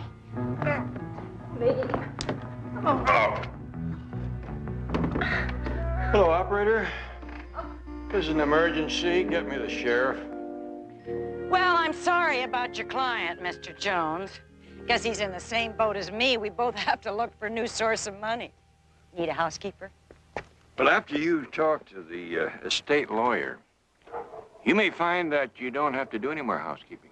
It seems Guthrie Reinhardt wasn't as tight-fisted as everyone thought he was, at least as far as you're concerned. You mean I mentioned in his will? In big, round numbers. And me with nobody to spend any of it on. Well, I guess we ought to be moving along. Are you in the book in case I ever get down your way? He sure is.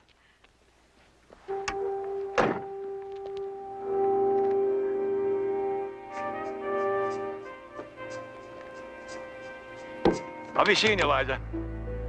You bet your sweet patootie you will.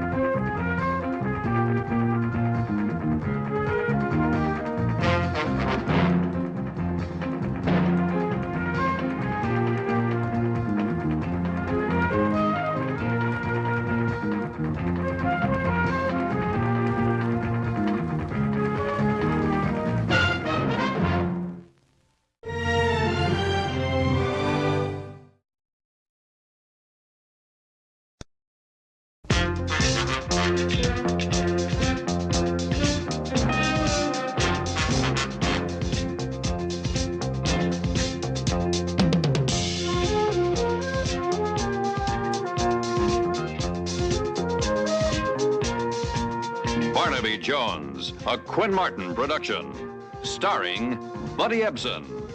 Also starring Lee Merriweather, Mark Shera. With guest stars Marshall Colt, Jeannie Fitzsimmons, James Houghton, Peter McLean, Beeson Carroll, Barry Jenner. Tonight's episode, The Protectors.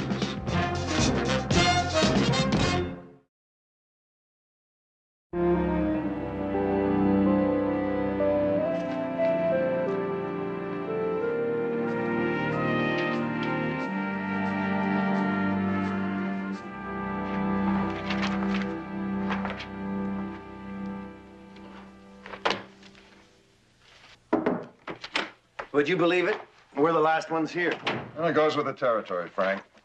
Well, I'm going to call it a night. Why don't you join me for a drink? Never on Thursdays. It's my one night to catch up. Besides, our bid on this government contract is due tomorrow. That's what I wanted to talk to you about. Over a martini.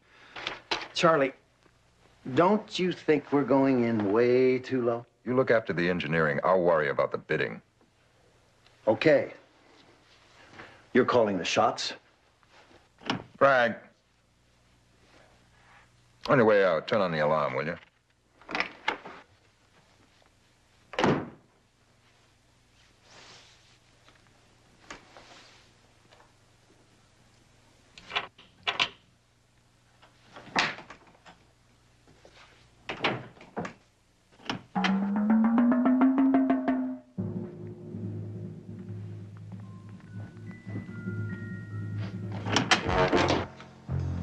Don't even breathe. Hey, listen, take it easy. The safe's open. Some money in it. A few thousand. Go ahead, take it. No, you're coming with us. Quietly, or you die on the spot. Now, let's go. I know. Listen, if this is a kidnapping, I am insured, but my company won't pay a dime unless I'm alive. If you want to stay that way, move.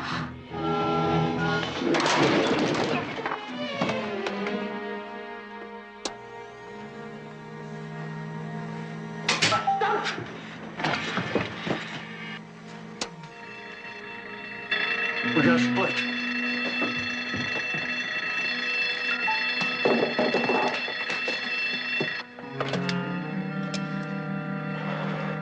Now listen, 2 men are just trying to kidnap me.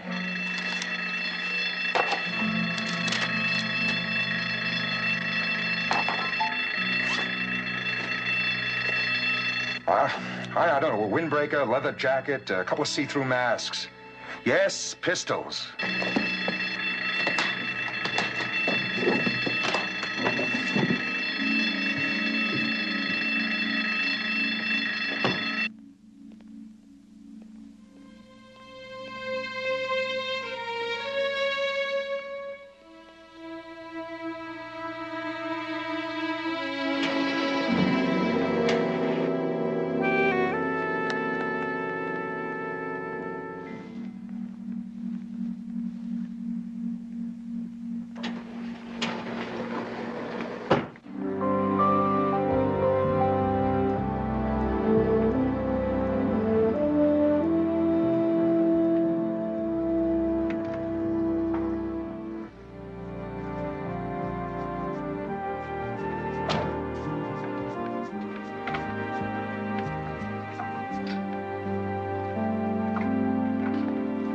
Hold it right there, mister. All right, you heard him. Come on, up against the wall. Spread those legs. Let's go. There's some ID in my coat pocket. All right. Inside. Come on, let's go.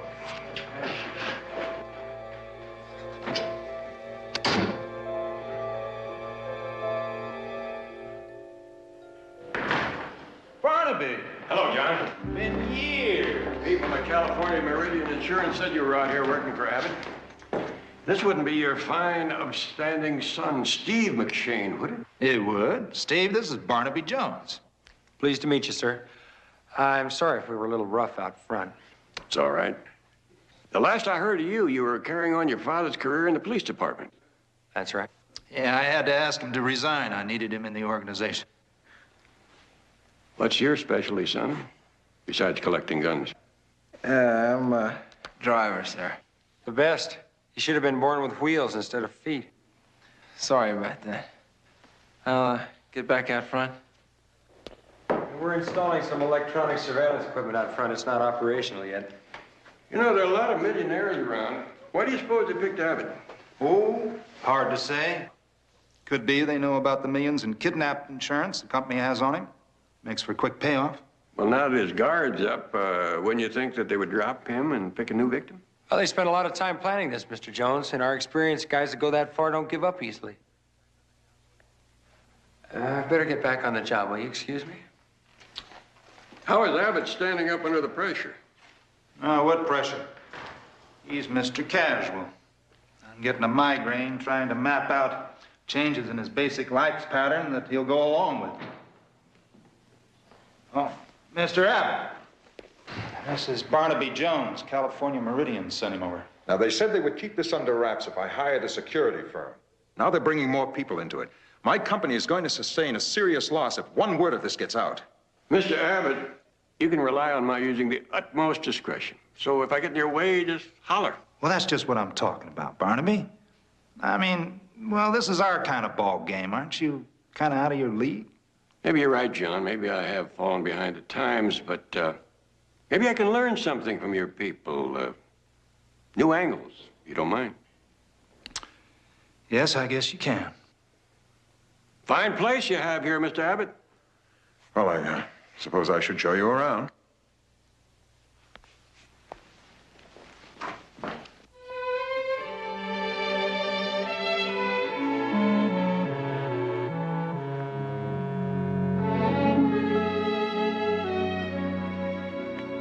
This cast is driving me crazy.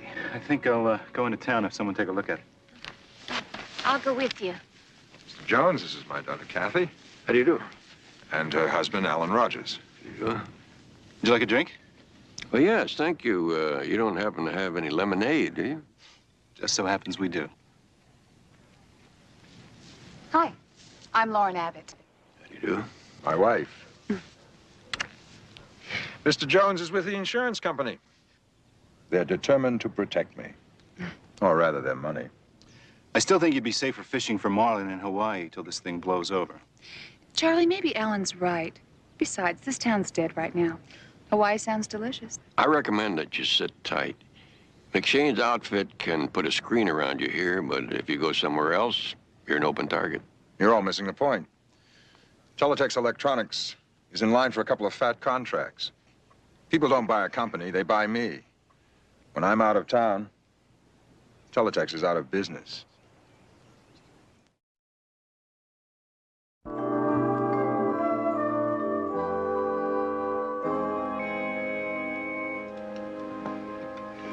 Oh, excuse me. I'm sorry. Are you Barnaby Jones? Yes, I am. I'm Kim Stratton. Mr. How do you McShane said you were coming by. I hope you don't mind. I happen to notice you got a plus magnetic reading. Right. The intruders opened this door and one other with an electromagnetic pick. It's an exotic piece of hardware. They penetrated 2 doors? Right. They entered here and they got into Abbott's suite through an inner door. They must have known that this room was unoccupied, which means that they could get in before the alarm was set and wait for Abbott, who was alone next door. That's very clever. Yeah, I see what you mean. Boy, they had this place cased. Or they had inside information. Why do you say that? No reason, except I don't like to overlook any possibilities. Well, it's possible, I guess, but McShane is only interested in hard facts. This office is my last hope. Abbott's suite is squeaky clean. Mr. Jones, this is Mr. Abbott's partner, Frank Bishop. Mr. Bishop? Mr. Jones? I understand it was you who personally arranged the policies for Mr. Abbott. That's correct. Charlie's a perfect target for the kind of executive kidnapping that makes headlines every day. I'm not going to sit here and see this company go into hock for millions in ransom. And it also must be nice to know that the insurance company has plenty of money on hand to arrange your partner's quick release. Yes, of course. There's that, too. Nice touch. Thanks. But no prints. Mr. Abbott said that they were wearing gloves. I understand you spent 2 years in the police forensic lab. Must have given the boys a May 1 competition. Well, the lab's always been an all-male stronghold, and they never let me forget it. So when Mr. McShane offered me my own lab, I didn't have to take a vote on it.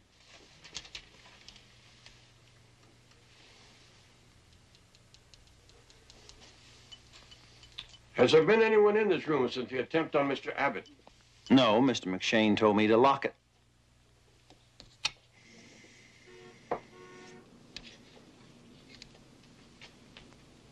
Cigarette filter?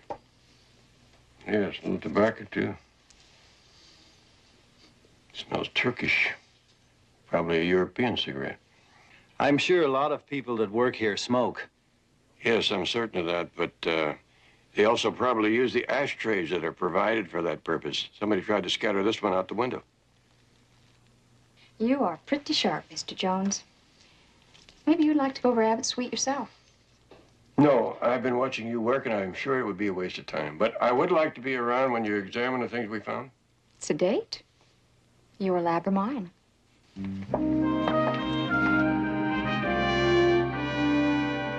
This microscope really details the shoe scrapings you took from that door.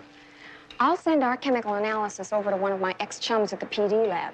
Now, he'll be able to trace the commercial source of the polish and stain. Oh, that's the bell on the drying chamber. Your test materials are ready.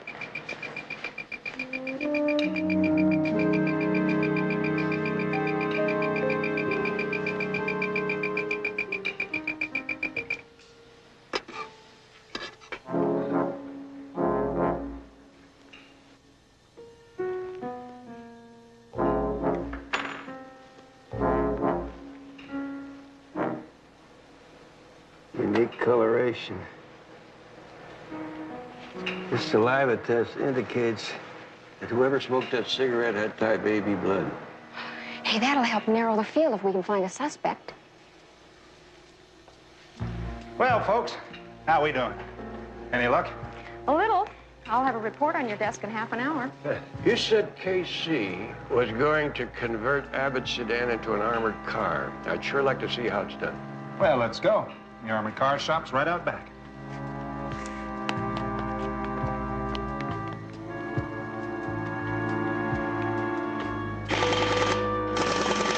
Special tires? Yeah, puncture-proof. KC calls them run flats because they're filled with foam. Where'd you find KC? Oh, stunt driving for one of the studios. Before that, he won a pile of gold medals on off-road racing until he had one too many crack-ups. His left leg's full of pins and plates. What you working on? Got me. What are you working on, Casey?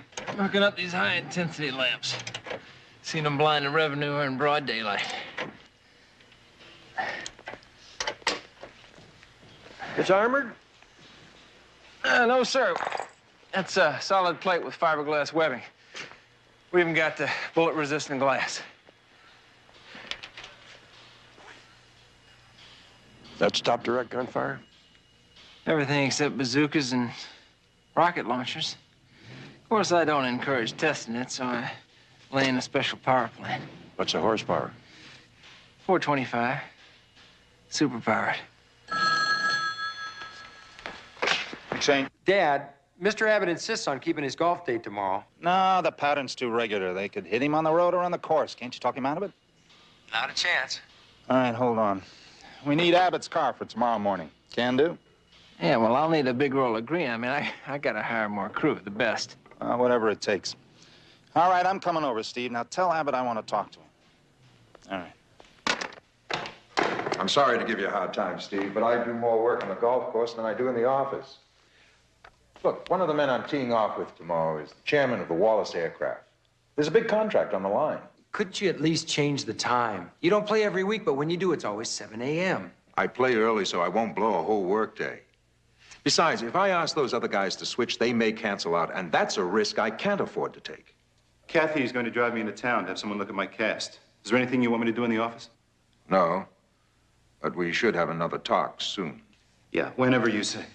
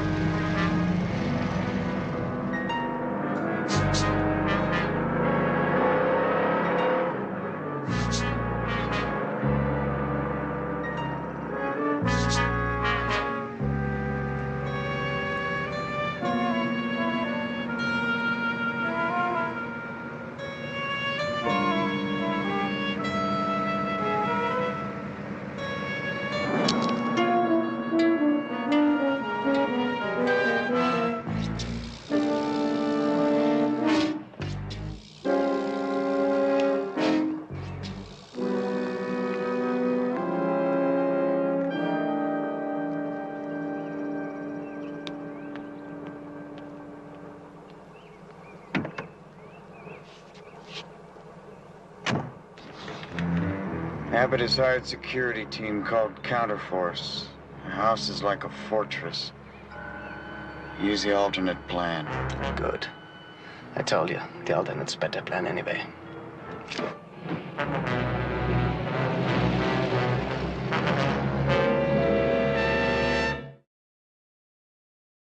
I'm sorry to have kept you two after office hours, but I just can't seem to shake the notion that there's some kind of an inside connection here. Well, how about if I check out everyone close to Abbott? It's a good idea. Why don't you start with Mrs. Abbott? She's not much older than his daughter. Why don't I work on Abbott's business partner, Frank Bishop? Barnaby Jones Investigations, may I help you? Yes, could you hold on, please? Steve McShane. Hello, Steve. Dad couldn't change Abbott's mind. The golf game's definitely on. We have a plan, but we'd like your help. Well, tell your father thanks. It's nice to be needed. Sure thing. Could you be out here before daybreak? I'll be there. Thanks. The Counterforce folks need me out at the Abbott place before sunrise. I guess I better get home and try to get some sleep. Oh, that's a shame, Barnaby. I was kind of hoping we could all go out to dinner together. Well, you two go. I'll have to take a rain check. Oh, too bad, Barnaby. You're gonna miss a royal spread, you know. A couple of dancing girls, a lot of laughs, glass of the grape, my treat. Jedediah, did you come into a recent financial windfall? No, actually, I was planning on tapping the petty cash drawer, but Betty tells me it's empty, so I was wondering, could you loan me 20 bucks? That kitchen is like a restaurant. The cook asked me my favorite food. I said prime rib. Are you ready for this? Starving? Medium rare. I saw you checking the monitor. Oh, I just saw Casey come in with Abbott's car. I don't believe what he can do in just a few hours. Hey, y'all. Dog, looky here. Well, you burn rubber right through dinner time, and I am real peckish. Peckish doesn't seem to quite get it. Dog hungry's more like it. Wait, you mean the same for me? Well, I was thinking of breaking my diet, you know, just for tonight. Okay, I'll let you do that, kid. I got more curves than the Monaco Grand Prix, and I hate to see you change that, right, Steve? Couldn't have said it better myself, Hot Wheels. You guys are all heart.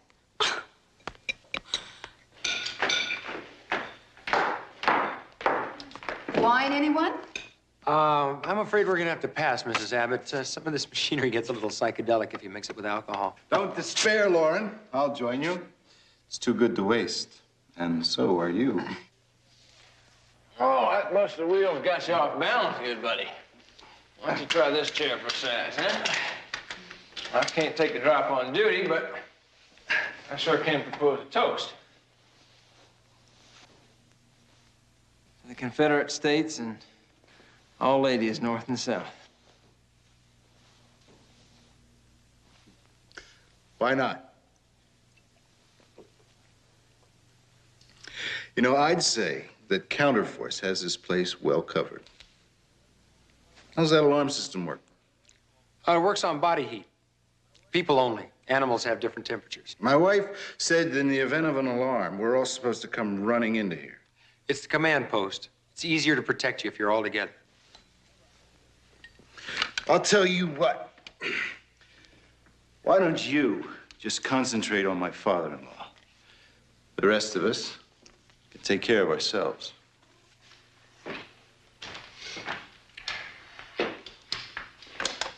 I don't know what's the matter with Alan tonight. The rest of us are grateful for what you're doing. Well, maybe you could talk to him, explain to him that it's our job to see that none of you gets taken hostage and used against your husband. You're so young. How can you know so much about protecting people? Well, I spent a year training with anti-terrorist experts overseas. Teams like the GSG-9 in West Germany, the Siret in Israel. Sounds frightening. I'd like to hear all about it. But Charlie's probably wondering what's keeping me.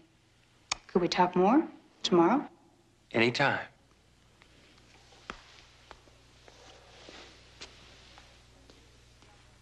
Don't you think Steve's a little young for that rich married lady? No. His body may be 26, but his soul's over 100. Ask any of them girls in that singles apartment he lives in.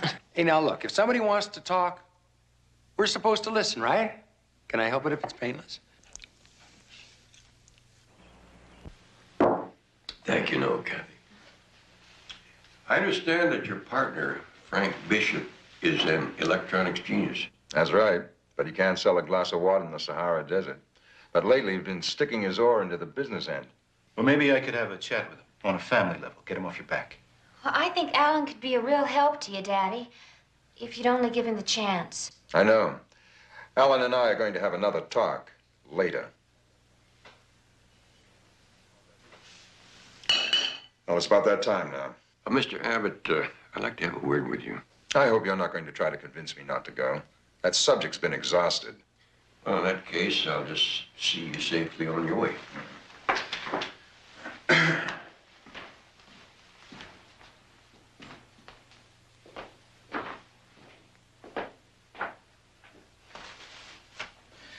wish you wouldn't humiliate me by interfering. I was only trying to help. I don't need help.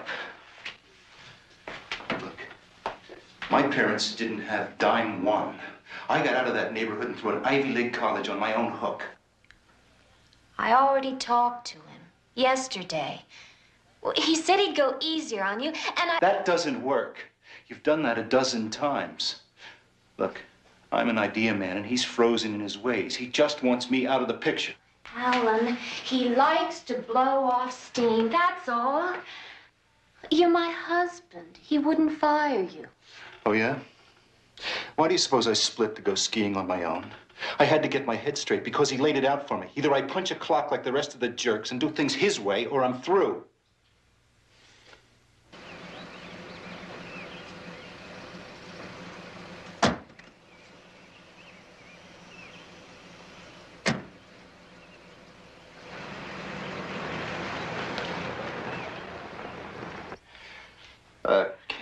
Kathy, look, I'm sorry.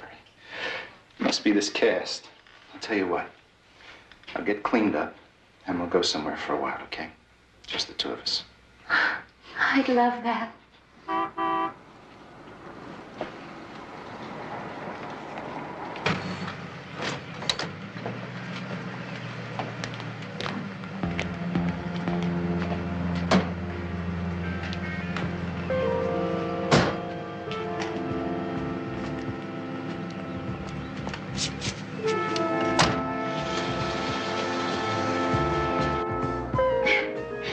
How about a picnic at the beach? Am I kidding? I'm not up to going anywhere today. You comfortable back there, sir? Not bad, considering I had to rise and shine at 4 this morning. You better tighten your seatbelt, because things could get rough.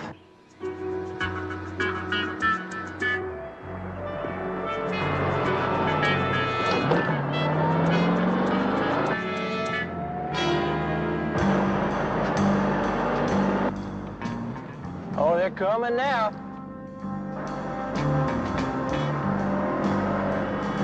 Looks like a driver and one passenger. All right, now I'm gonna slow down now. We can get a look at their faces, huh?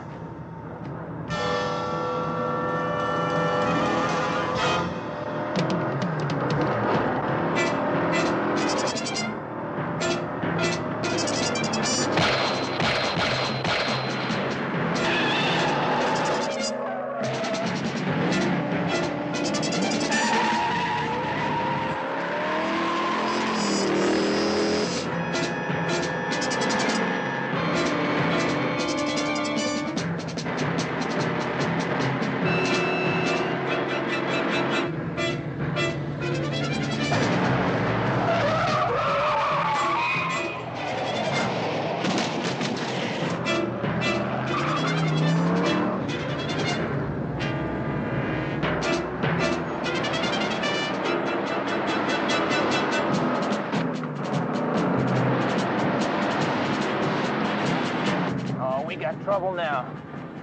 This machine's hauling an extra ton of armor, and that fastback's cooking on a custom engine. Maybe we better stop running and start fighting. Woo-ha! Mr. Jones, you talk like Robert E. Lee now.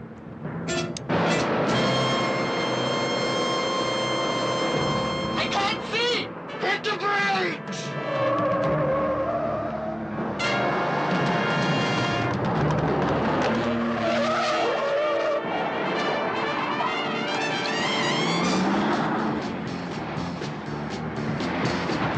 All right, hang on.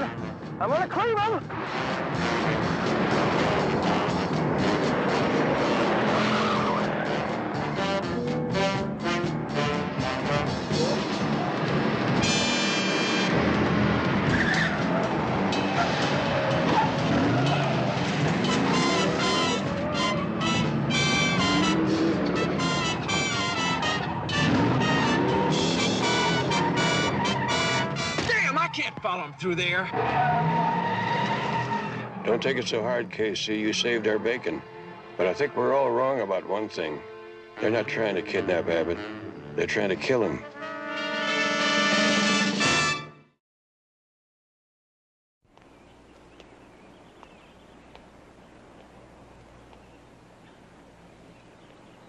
As soon as I got your radio call, I pulled Abbott off the course. You both all right?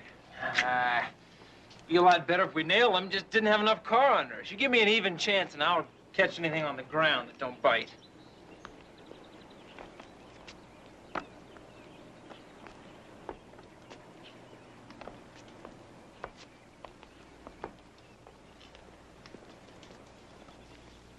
Did you explain to Mr. Abbott the assassination aspect? He did. And I owe you and KC an apology, Mr. Jones. I may be a fool at times, but I don't equate a game of golf with human lives. Did you get a good look at them? Yes, but they were wearing masks. Same kind you said they were wearing in your office. How about the car's license number? There was something smeared all over the license plate. In other words, you came up empty. Not exactly. We got photographs front, rear, and side, including infrared. You ought to be able to identify that car. When you finish the car, Casey, relieve Kim at the command post. I want her to get this film in the darkroom right away. Right.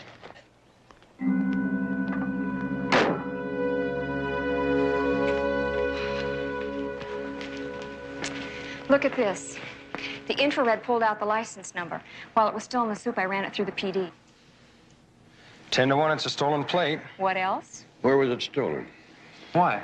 Well, sometimes criminals have a habit of stealing license plates in their own part of town. This comes from a vehicle in the Belmont district. Barnaby, Betty and I were really worried when Mr. McShane called. Why didn't you tell us you were going to sit in for Abbott? Well, I didn't know it myself until I got there, and Steve asked me to. Betty wouldn't let us tell anyone, not even Abbott's family. Just a precaution. Jedediah, Kim, Steve, this is my cousin, Jedediah Romano Jones. All right, JR. Hi. You know, Barnaby, I think I ought to devote a little more time to this case. Later, Jedediah. What do you got on Lauren Abbott? She's wife number 2. They were married last summer, about 3 years after his first wife passed away. Anything on the inheritance angle? Well, I had to call in a few favors, but I did find out that if anything happens to Abbott, or if the marriage is dissolved, Mrs. Abbott stands to get a cool $1 million, that's all. The bulk of the estate will go to his daughter. You know, I think I'm moving in the wrong social circles. Well, the point is that Mrs. Abbott stands to gain very little from her husband's death. I figured she'd be in the clear when I saw her expression when Mr. Abbott returned safely this morning. Kim, doesn't this green aura in the infrared picture suggest that the car was once painted a metallic green? Well, I see you're into photography, Barnaby. You're kidding? You could write a book. There's something else I found in this shot. You can barely make out the number 6 on the door. Well, you know, that looks like a racing number of some kind. That's a high-performance racing tire there. Hey, you're right, JR. Look, there are roll bars inside the car. Well, KC said that the driver was an expert. He was wearing driving gloves with the knuckles cut out, which is a fad among West German race drivers. These could be international terrorists. Well, sure, it all adds up. Look, that stain from the shoe scraping we had analyzed comes from West Germany. And that cigarette tobacco you found is Turkish, all right, from a popular European brand. With all these pieces, you can't write it off as coincidence. Kim, let's go after the racing angle. Why don't you jump into some cutoffs and have Casey give you a little tour around the local stock car racing tracks? Well, would you like to come along? No thanks. Jedediah and I have got to run down some other leads. Yeah, but if you're developing film next time, call me. I'd like to look at your darkroom technique. Later, Jedediah.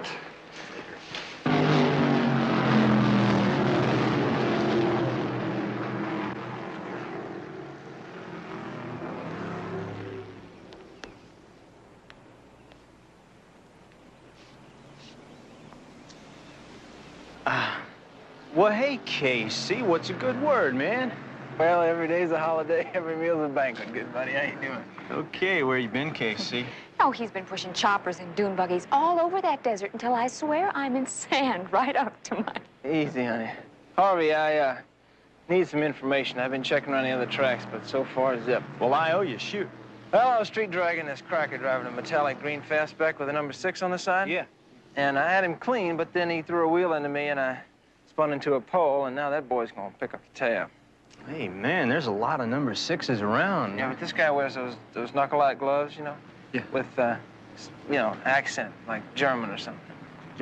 Well, wait a minute. I think I might know one guy. His name is Hans Mueller. What else you know about him?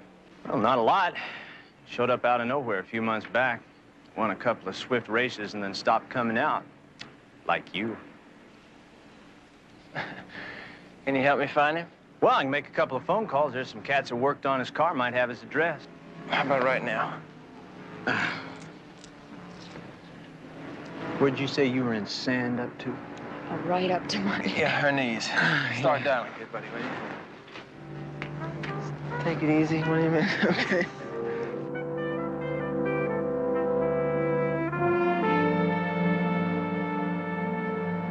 Your secretary said you were only interested in employees who had left the firm in the last year and might bear a grudge, and who lived in the Belmont area. That is correct, Mr. Bishop. Well, according to our personnel files, these are the only two.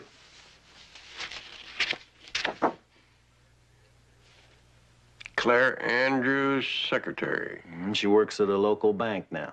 She was a little bitter when she left, but we gave her a good recommendation.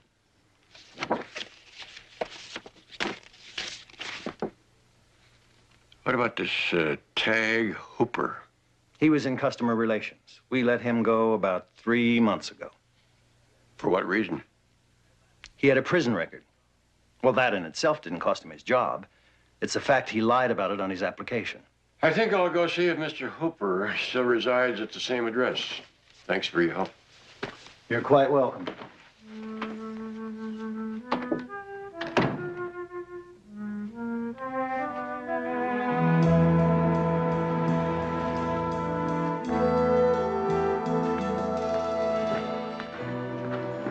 All right, I'll take him.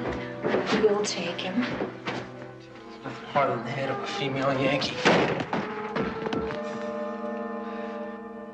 Well, I knew we were going to see each other again, but this is ridiculous. We haven't been here 5 minutes. Well, at least we're all on the same wavelength.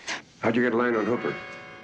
Who's Hooper? We've been tracking a good old German boy named Mueller, the guy that owns the fastback. Well, looks like we're all on the right track. Trouble is, we're late.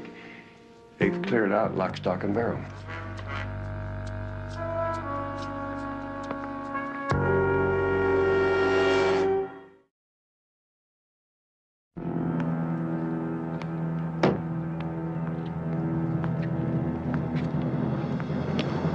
Talked it over and we're cutting out.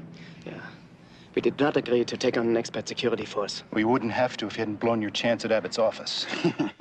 That's easy for you to say. We get caught and I'm looking at a return trip to the joint. Hans could be shipped back to West Germany to face a half a dozen murder charges. I'd never make it to court. My old comrades would kill me. Because you know too much? 9. Because I kept a $500,000 ransom from a kidnapping in Austria. Should have lasted me a lifetime. I lasted in 2 weeks at the tables in Monte Carlo. And my old friends found me, and I ran. Listen, I want to help. Like I told Tag when I phoned to warn you guys, Counterforce has photographs of your car that'll lead right to you. You got to get out of the state, and that takes money. You will give it to us.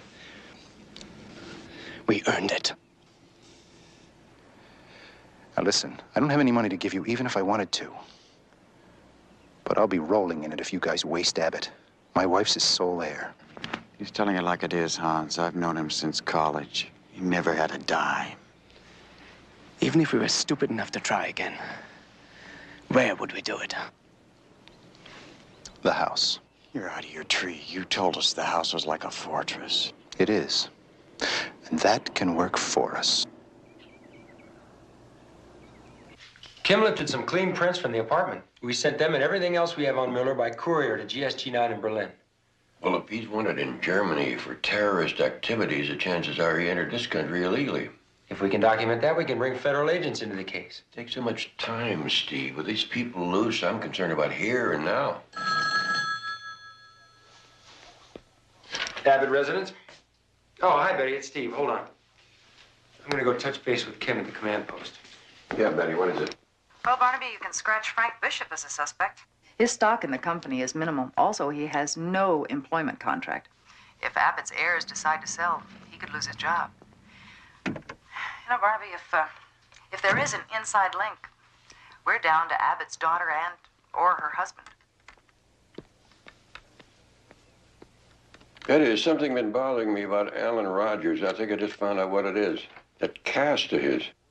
What do you mean? Well, he either has the world's highest pain threshold or no pain. You think he may be hurt less than advertised?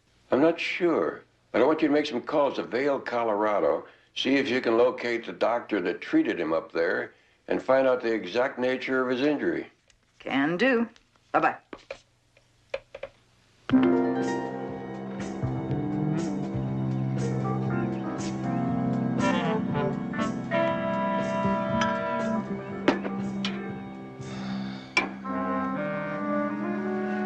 Listen, how long am I going to be cooped up here? Until Mueller and Hooper make their next move, or we catch up with them. Look, I know all the trouble I caused at the golf match, but I still have a business to run here. I can't keep postponing meetings. And I can't hold the meetings here with all your people crawling around the place. Well, I wish I had an answer for you, but all I can say now is your safety comes first.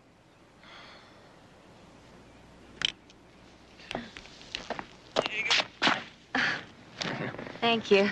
My pleasure, ma'am. Southern chivalry's getting a little thick around here. Look, fella, I didn't mean to cut in. I just thought it might be difficult for you to get them being all stove up and all, you know? Yeah. I think I'll go for a walk out back. Could stand a little privacy for a change. Will you excuse me a moment? Hey, relax. He's out of line. Look, I'm gonna go tell Kim he's headed for the woods. Otherwise, she'll think the system's been penetrated. All right? All right. Okay.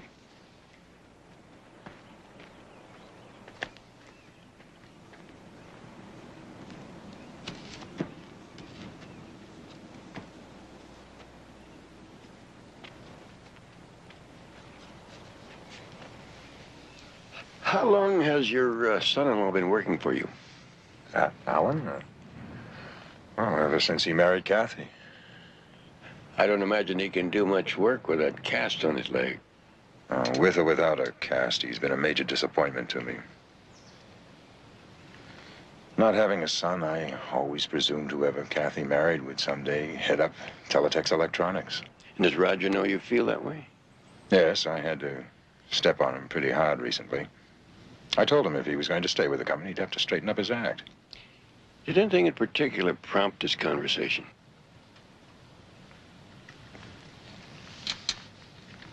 He misused his corporate credit cards.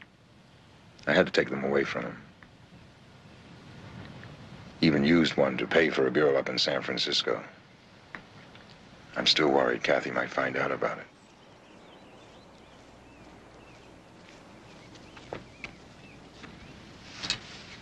Excuse me.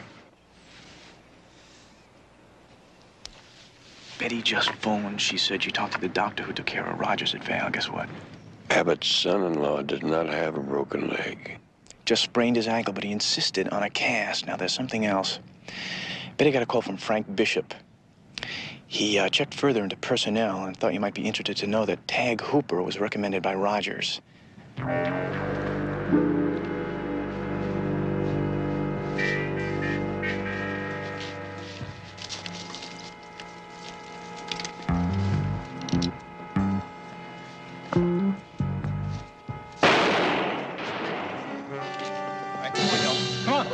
Come on, into the study, come on!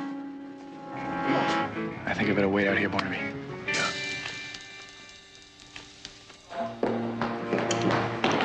What are you picking up? Rogers, he's in the woods. Anybody with him? No. That's what I figured. I have a hunch we're supposed to be.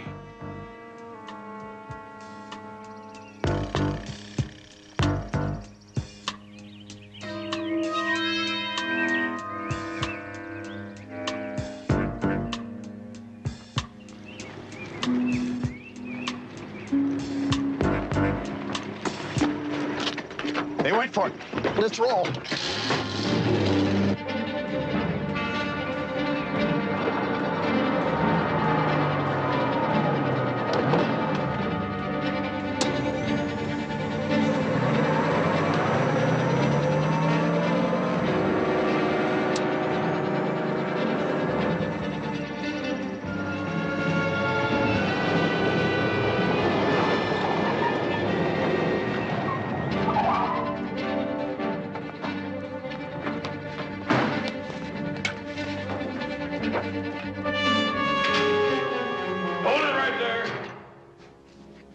can try it.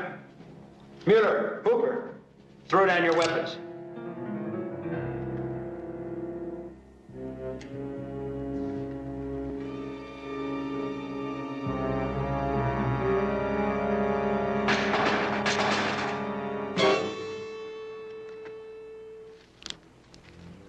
Let's go, Rogers. Hey, where's Counterforce? Now, they're supposed to be protecting all of us. Hey, you know, there's a guy shooting at me. You better get down right now. He's probably watching us right this second. Come off it, Rogers. Where's the gun? Gun? Me? What are you talking about? You think I have a gun? All right, we can find it later. Let's go. No, you better back off, pal. Because I'm not going anywhere with you. Hold it! I think you better go with him, Rogers. Your two friends are waiting for you back at the house.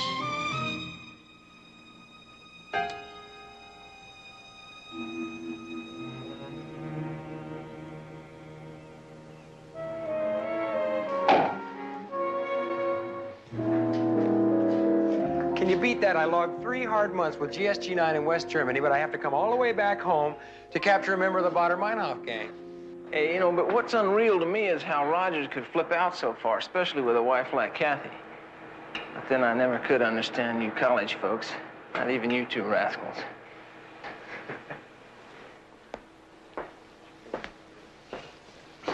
Barnaby, I've been thinking. Why don't you bring your office into Counterforce? You handle the investigations, and we'll take care of the security. Huh? That's fine, thank you. Well, it's very flattering, John. You have a great bunch of people here, and I've never seen a better technical setup. I've learned some things the last few days. So have we. Now, with all this hardware, we've been overlooking a basic element. The gut instinct and know-how that comes from experience. With you on the team, we'd have it. It's tempting. You've heard the expression, you can't teach an old dog new tricks. I've always liked to run my own shop. But maybe we can work together on something else sometime.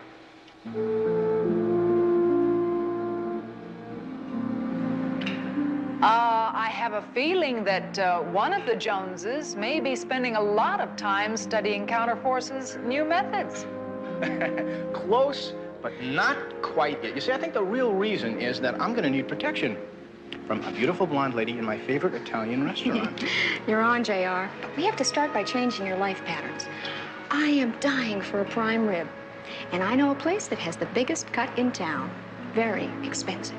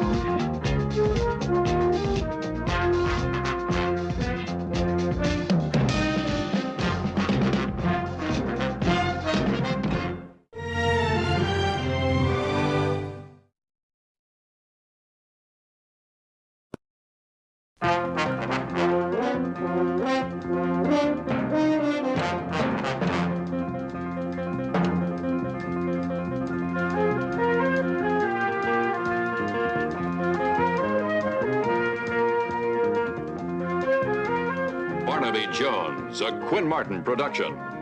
Starring Buddy Ebsen. Also starring Lee Merriweather. Mark Shera. With guest stars Roger Perry, Charles Cyphers, with special guest star Michael Hershaway. Tonight's episode, Child of Danger.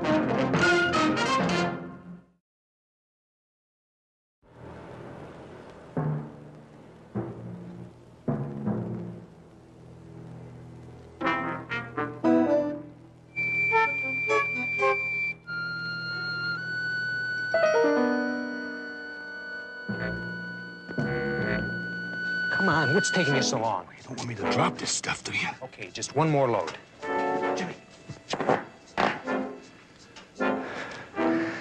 Deep down, you know this job doesn't stand one chance in hell of working. Jimmy, you gotta listen to me. With our records, the next time they'll throw away the key. I'm sick of your noise and your whining. Now, you either shut up now or I'm gonna dump you right here. Ease off, Jimmy. Take it easy. Jimmy.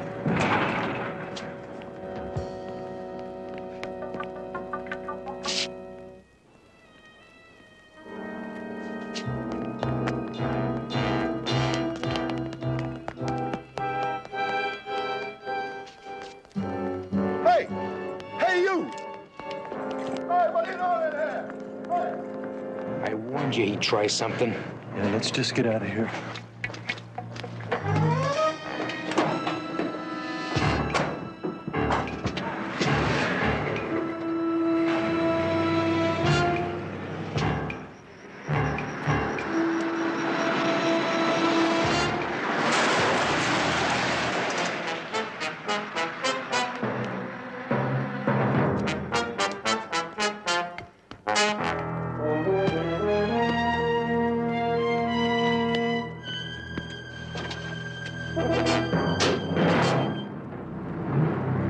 Dad? Back to sleep, Charlie. It's okay. We're just clearing out of here. Where's Uncle Jimmy? We decided not to go into business together. So he took off. His friend, too? Yeah. We won't see any more of them. Now, come on. Get back in the sack. I'm glad it's just the two of us, Dad. So am I, Charlie. Well, I'll see you in the morning.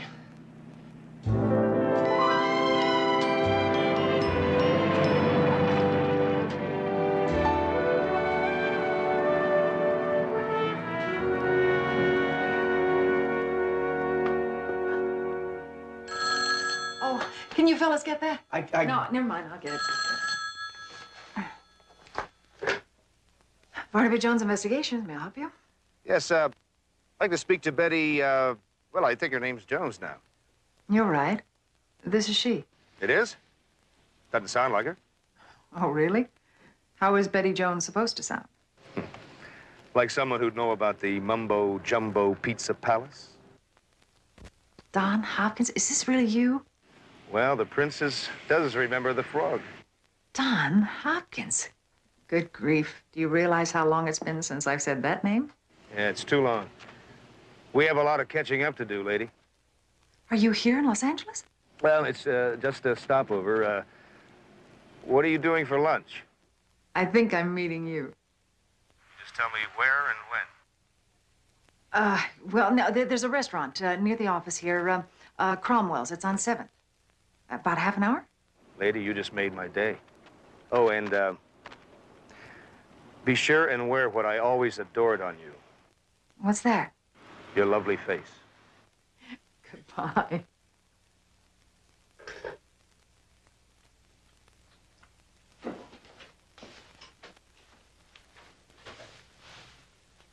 Now, that is a faraway look if I ever saw one. I just heard a voice that I thought I'd never hear from again, that's all. Ah, Mr. Wright returns. Oh, no. Don Hopkins was never Mr. Wright. Oh, we dated a couple of times in college. We were friends, but he was a little too far out for me. He could make me laugh. Campus kook. Sounds familiar. Listen, we're going to have lunch, so if you two will tell me what you want from the deli, I'll be happy to get it for you before I leave. No, just have your reunion. Look it along.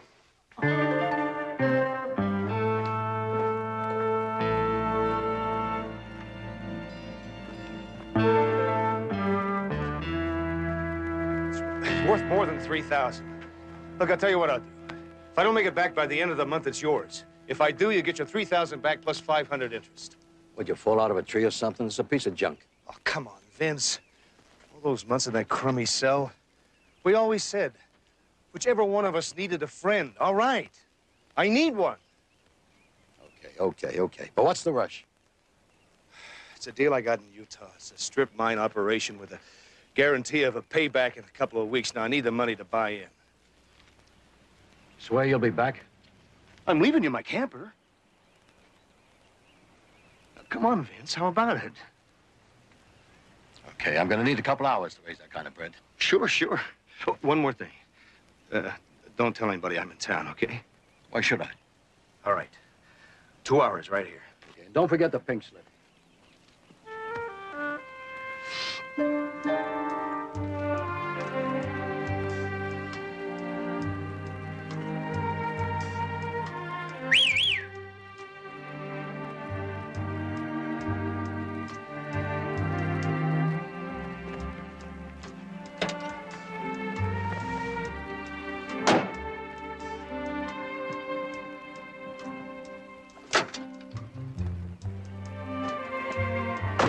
Where are we going? I want you to meet a lady. Another friend who worked with you in Saudi Arabia? Saudi Arabia. No, she's a friend I've known since college. As a matter of fact, you're gonna like this one.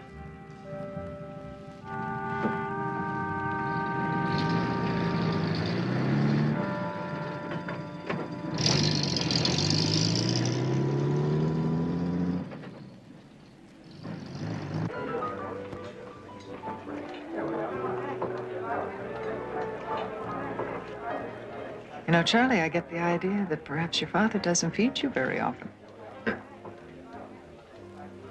Sorry. I never talk with my mouth full.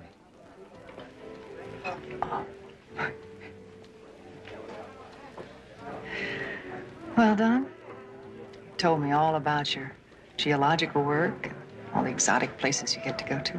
What about you and your family? You're looking at it. Well, there was something I didn't tell you before. Charlie's mother passed away about a year ago. Oh, I'm sorry. Well, it was kind of rough, especially for Charlie. I was on a project in Saudi Arabia. Didn't hear about it until a few months later. They said they sent word, but they didn't. It's terrible. And we both missed her quite a bit, don't we, Charlie? Yeah. Poor little guy. He's still not used to me yet.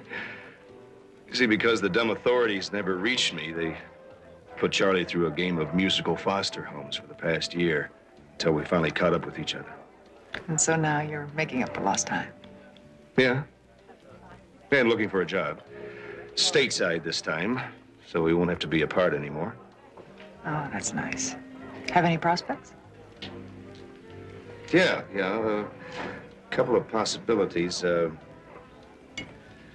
a matter of fact, if you guys will excuse me, I'll go make a phone call, which just might solve all my problems. I want you two to get to know each other.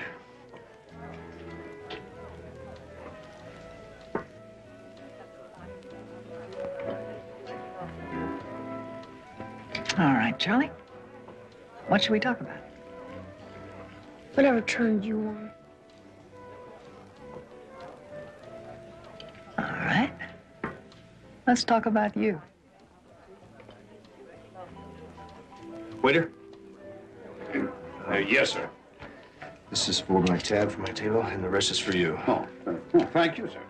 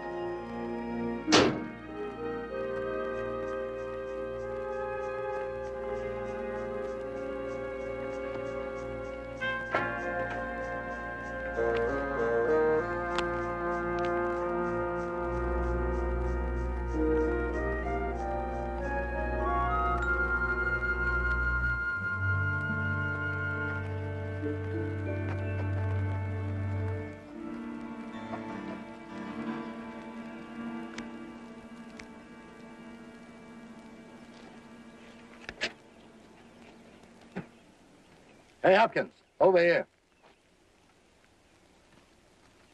Did you get the money? Oh, that's great. Vince, after we finish our business, would you do me a favor? Would you take this note over to the Cromwell restaurant and give it to my son? He's waiting there with the lady. It's very important to me.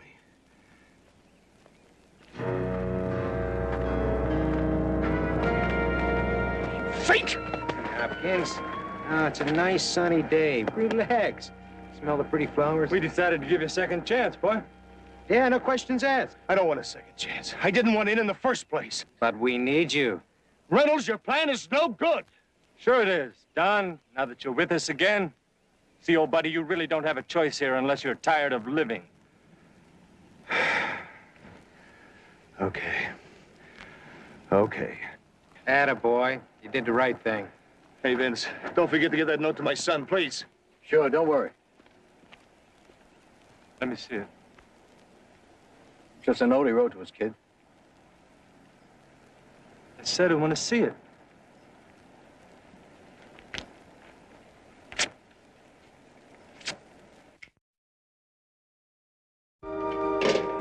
Well, nobody fitting Hopkins' description has been hospitalized or arrested since noon. That's a relief. Except what do we do now? He said he just returned from Saudi Arabia, where he had a 2-year job as a geologist. And he was checking into a new job. It certainly doesn't make sense that any job could be that immediate that he couldn't even say goodbye. Well, it's been about an hour since I called missing persons. Oh, no, Barnaby, it's late. And you know Friday night traffic. You and JR, go on home. I'll stay. I have a better idea. Why don't you call the exchange, tell him to give Don your number when he calls. Oh, good. Then Charlie could stay with me until we hear from him. Yeah, I'll call for you. Going home. All right, thanks. We'll be in touch.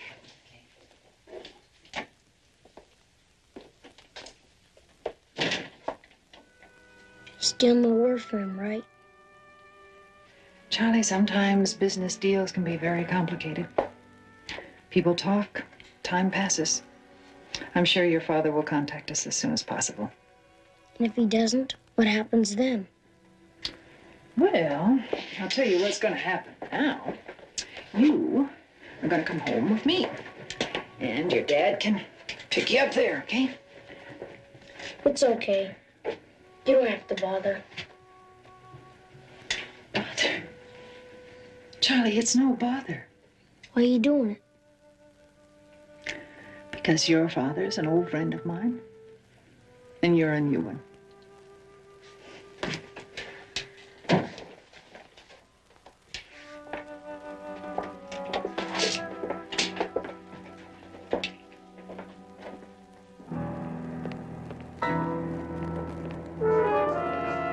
Right on the mark. It's 335 feet from the rear of the building to the first window facing the vault. Let me see the map again. It's a waste of time. Well, maybe if we did a little more calculating before the San Diego job, we wouldn't have messed it up. Oh, well, all we needed was your little old secret weapon right here. Look, I did time for passing bad checks. It's not exactly like busting open a vault. Well, there's a first time for everything. All that demolitions experience you got in Nam, you could be the top soup man in the business. I don't like your business. Besides, I have a son to think about. All right, and this one job could take care of the both of you for life. It's time to get something to eat and then get ready. We're going at 10 o'clock when everything's nice and quiet.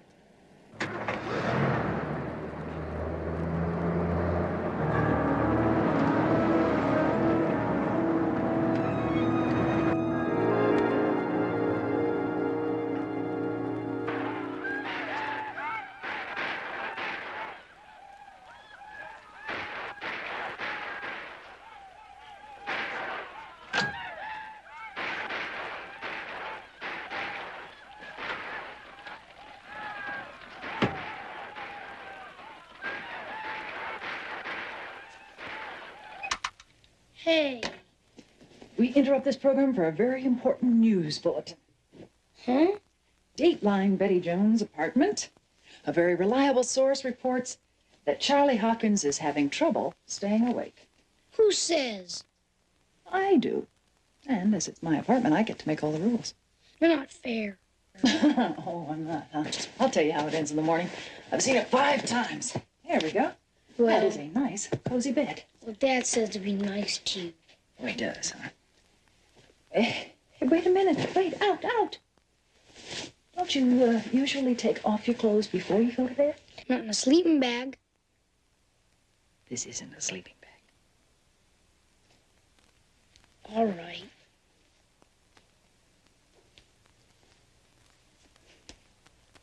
Now don't look till I tell you. All right.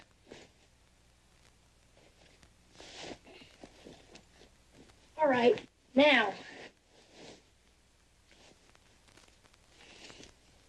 Okay. Betty? Yeah. How come you don't have kids of your own? Well, I was married once to a wonderful man. His name was Hal. We wanted children.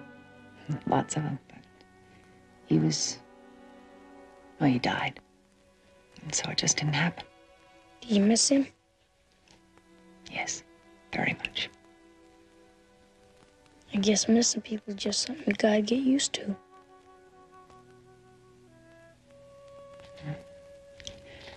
It's easier when you have good memories.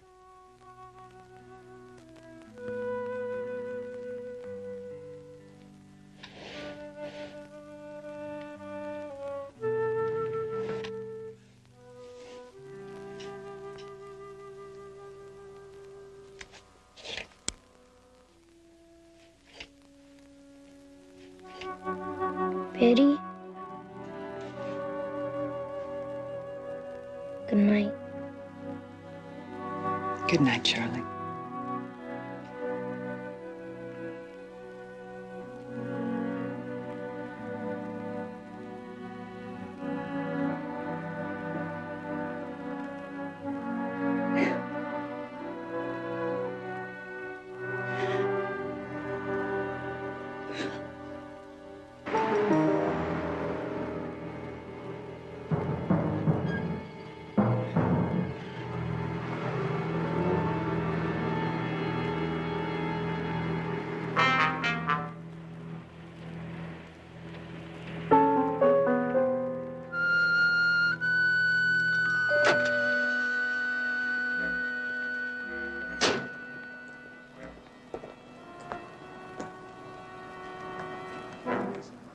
Okay, let's go.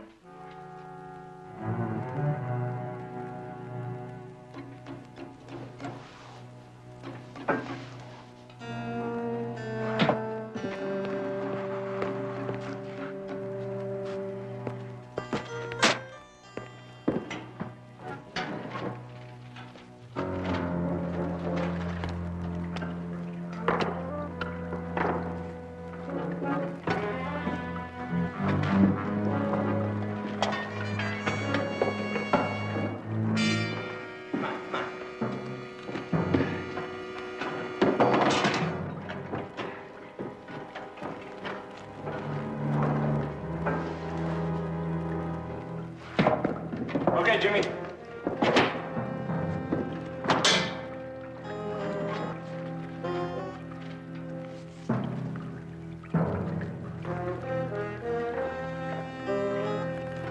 This way.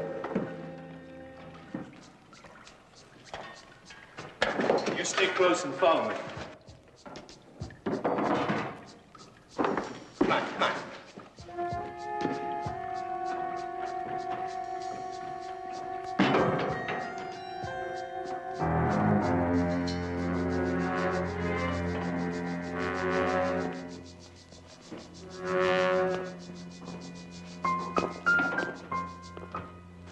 Right about here.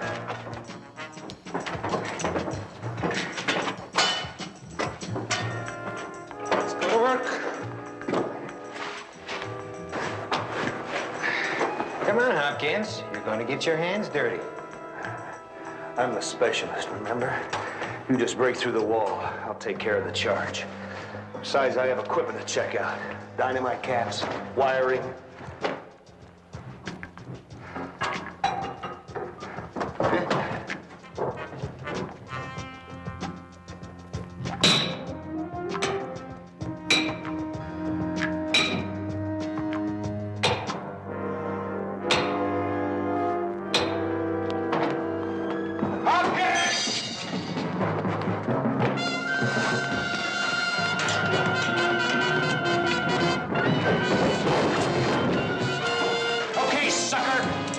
ask for it. Now, Jimmy, don't. We need him.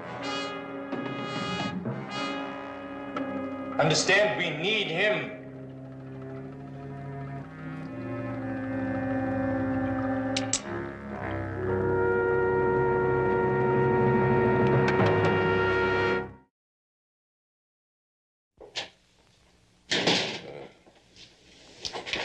I see. Well, thank you. Anything? Lieutenant Biddle just told me one place we could stop looking. Saudi Arabia.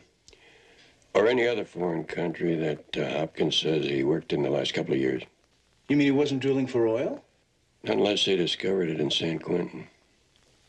Barnaby. It's only been out a few weeks. What was the rap? Bad check. Well, at least we know the real reason why he couldn't come back to get Charlie after his mother died.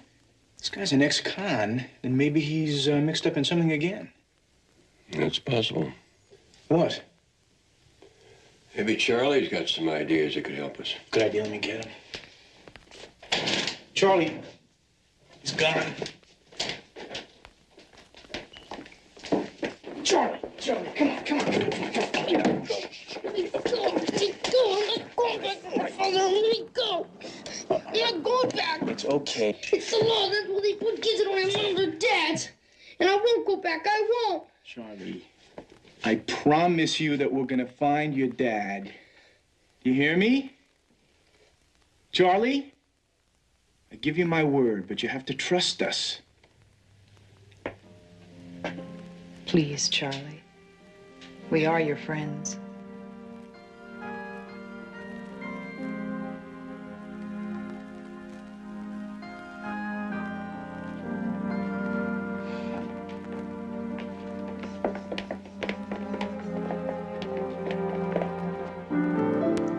These business appointments of your father's, what kind of business?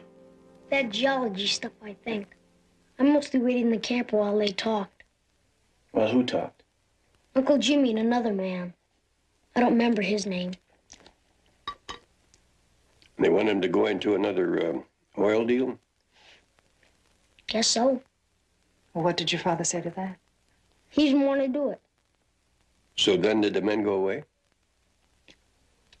2 nights ago. Didn't you ever see them again? Dad said Uncle Jimmy was gone for good. Him and his grouchy friend.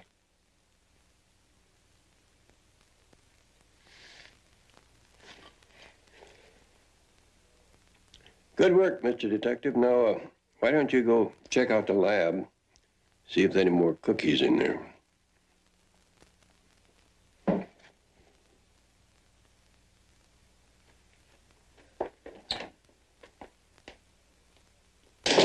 And Jedediah and I'll take a run down to headquarters, see what else we can dig up on Hopkins. Yeah, see if we can get some kind of a make on Uncle Jimmy and his grouchy friend. And I'll take Charlie to lunch. I happen to know there is not another cookie on the entire floor. Oh, I wouldn't share that cupcake.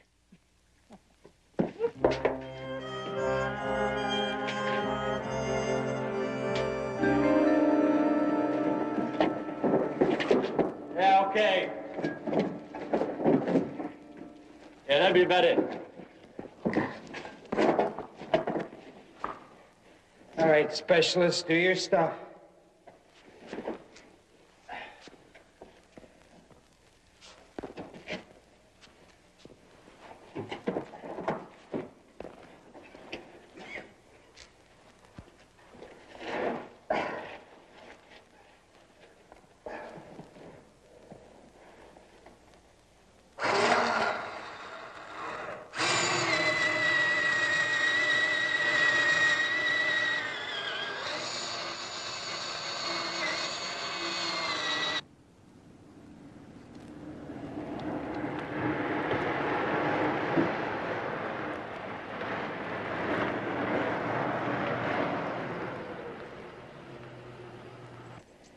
I already know what I want. A double bango burger and a super bango milkshake. Listen, I'm on a limited budget. Charlie, have you been here before? No, but Dad and I stopped in the same kind of place 2 days ago. But it wasn't this place. No, it was right near the ice company, where Dad and Uncle Jimmy went to see about some night work. Ice company? You mean where they make blocks of ice and ice cubes? I don't know. The sign said I-C-E. Doesn't that spell ice? It sure does. I wonder what they were doing there. Getting a job, I guess. Honey, can you remember anything about the building? I mean, was it a big building? Yeah, kinda. Can you remember anything else? I mean, did they have smokestacks? Was there a parking lot? Did they have... There was a big parking lot, but not many cars in it, though. Just big orange machines, you know, the kind they use when they're gonna build streets and stuff. Earth-moving machines. A construction company, was that it? Yeah, I think so. I'll be right back. Where are you going? That phone booth right over there.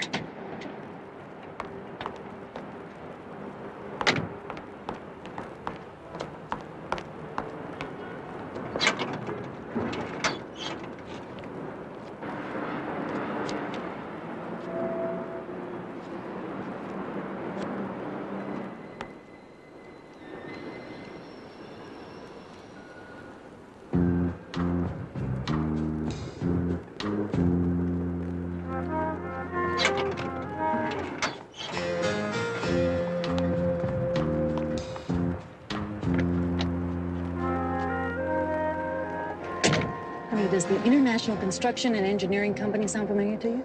Yeah? I think.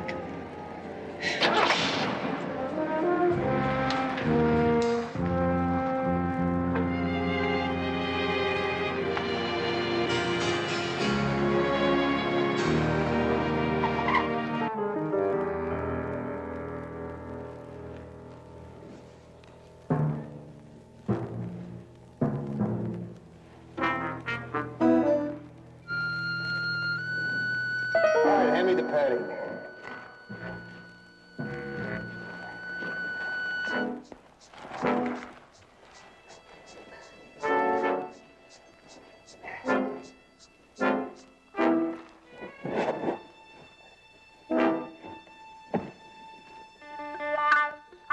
All right, that's it. Better get someplace safe. Yeah, well, we go where you go. All right, all right. Just to pray somebody driving by will hear the blast. Yeah, well, we'll take our chances on that.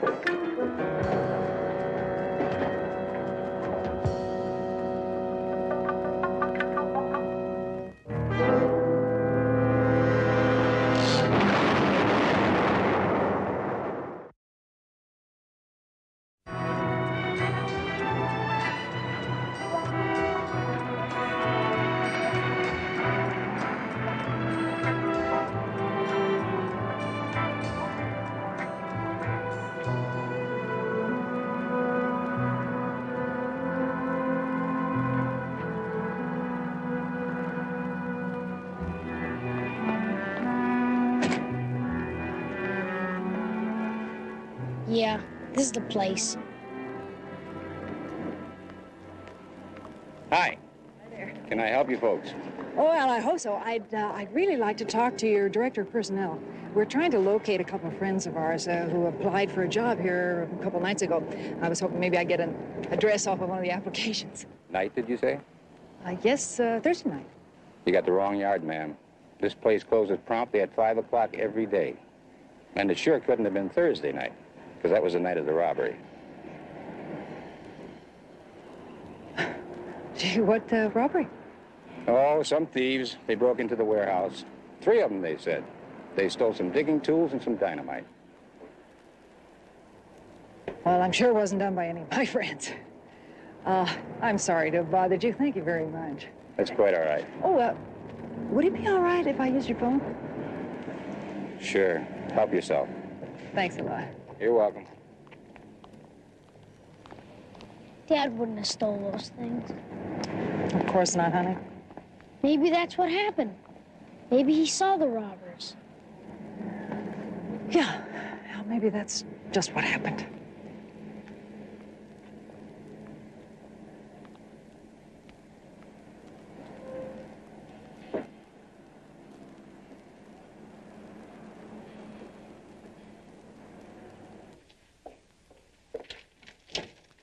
There's a call for you, Mr. Jones, the second line. Oh, thank you very much.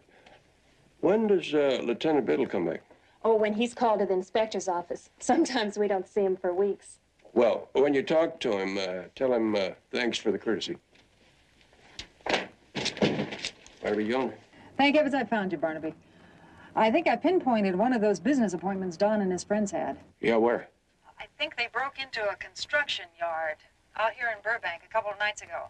Stole some digging tools and dynamite. Does that make any sense to you? It does when you put it next to something Jedediah just dug up about Hopkins. Seems he was a demolition expert in the Army. His last cellmate at San Quentin was a bank robber named Jimmy Dorset. Uncle Jimmy. Yeah, it could be. Dorset and another ex-con are the prime suspects in an attempted bank robbery in San Diego a couple of weeks ago. They used too much explosive and botched the job. Oh, no. Don's with them, and it could mean they're planning another bank robbery. Yeah, it could be. Jedediah and I are finished here. We'll see you back at the office? All right, we'll see you there later.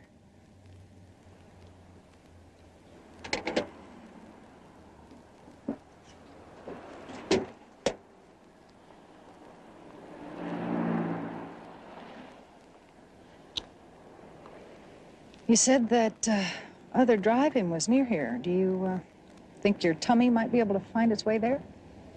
I suppose you told the police you think my dad's a robber. Honey, I was just talking to Barnaby. I suppose you told him. Only that maybe, just maybe, your father's mixed up with some very bad men. And we think it's very important that we find him as soon as possible for his own good.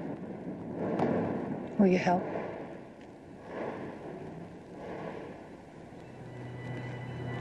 Come on.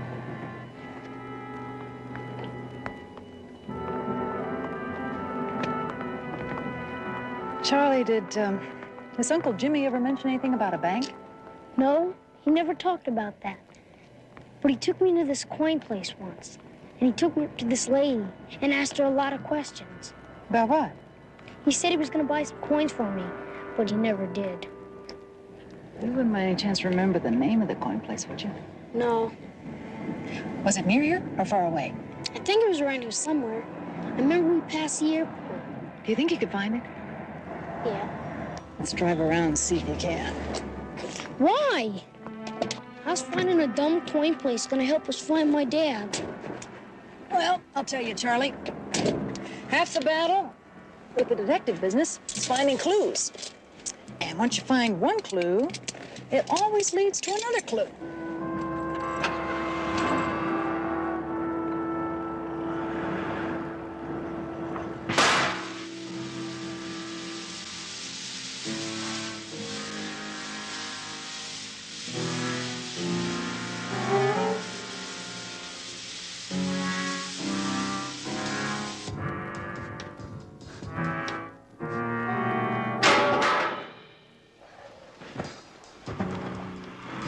Give me the pad.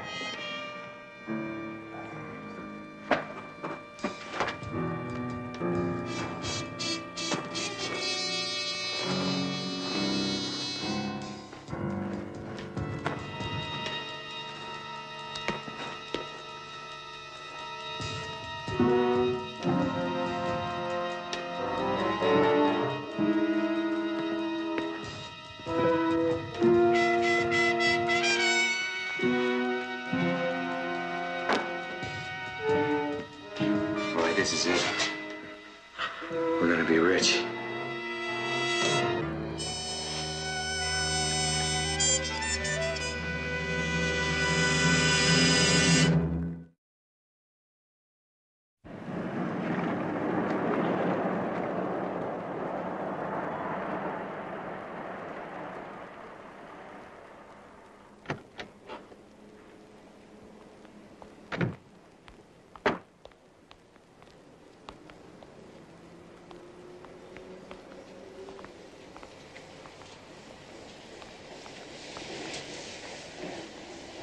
There, that's the place. I remember it now. All right, Charlie. I want you to stay here, and I'll be right back. Why can't I go with you? Please do just as I say.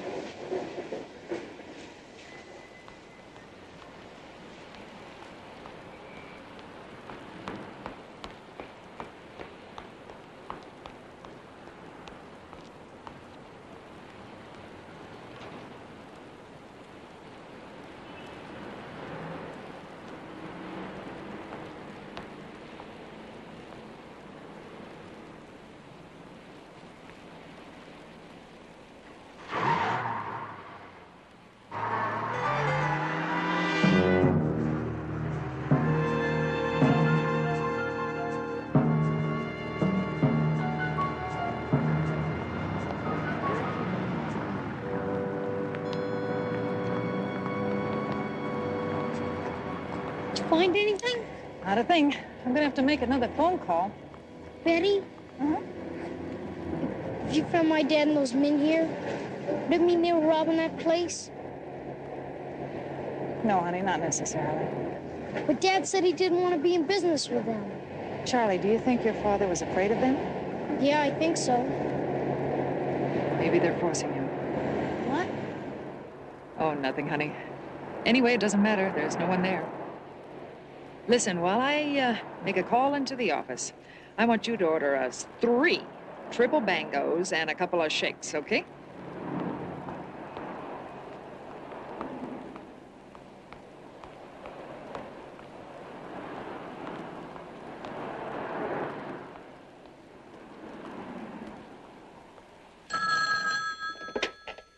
Barnaby Jones Investigations.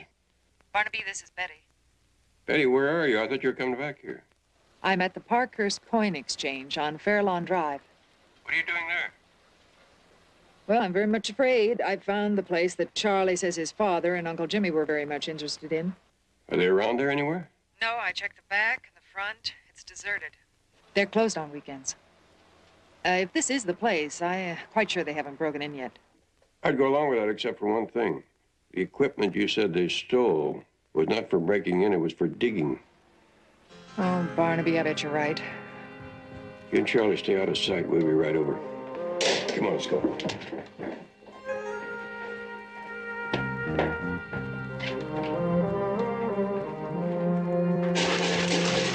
That's Pete! Why don't we take a break? Why don't we get out? The longer we stay here, the better the chances are of us getting caught. Who's gonna catch us? Nobody knows we're here. I keep thinking we might have tricked one of those alarms. Then they'd have been here a long time ago. Well, maybe they are and we don't know it. There could be a dozen cops just outside that door waiting for the manager to come down and open up the phone. You don't know what you're talking about.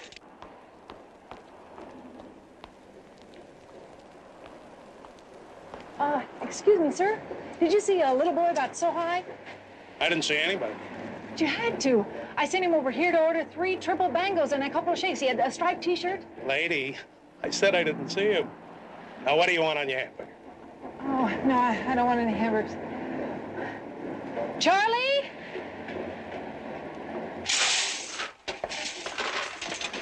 Yeah, that's it. We got enough. Let's go. Are you crazy? Look at all those. There could be millions in there. I don't care. We're not pushing our luck. Let's go. Okay. Okay.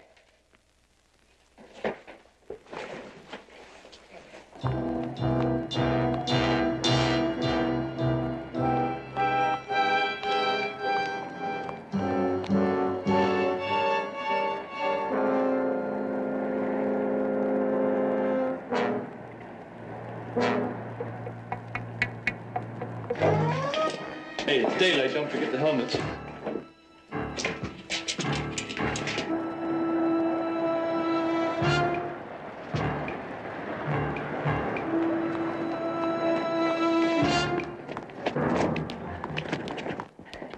Charlie's disappeared. I can't find him anywhere. Where'd you see him last? Over there. I'm gonna look over here.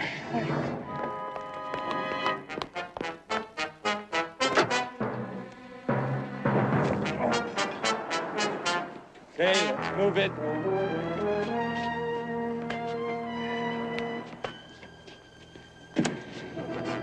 Dad! Charlie, You were robbing that place, weren't you?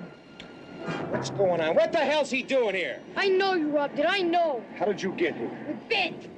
We can use the kid. We'll take him. You don't touch him.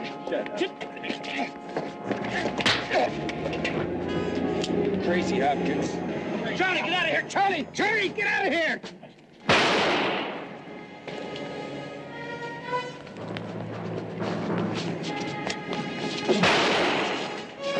Hold it right there. Drop it. Back up.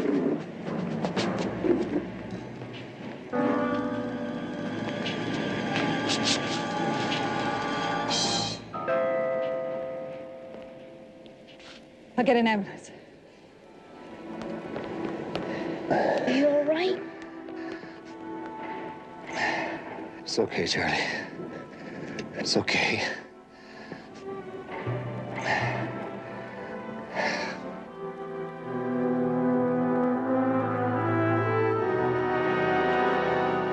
going back to jail now? Looks like I might not have to. Yeah, Barnaby's working on it, Charlie. That's right, Charlie. Those two men confessed that they forced your father to help them. And he may get a suspended sentence. And you two can pick up just where you left off. And Charlie, I'm never going to leave you again. I've never said that before. But I mean it. Sure, Dad. Well, you two have a lot to catch up with. We'll be moving along. Good luck. Thanks again.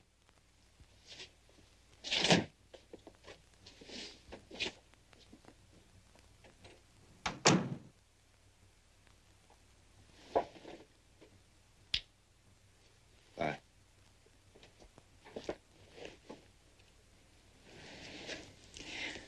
We'll miss you, Charlie. Will you send me a postcard now and then?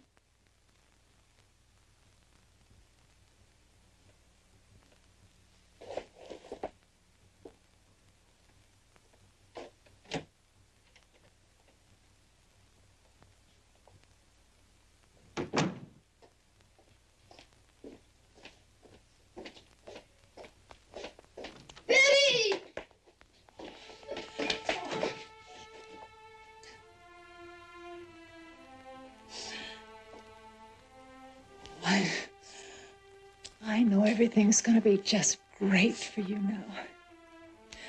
You and your dad are gonna have a super life together. That is, if he doesn't decide to leave again. Oh, honey. That's what's been bothering you, isn't it?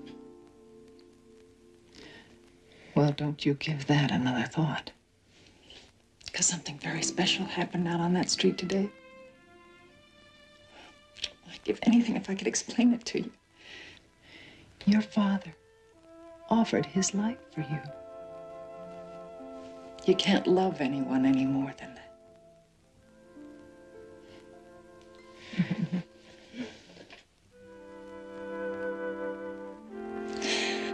Hey.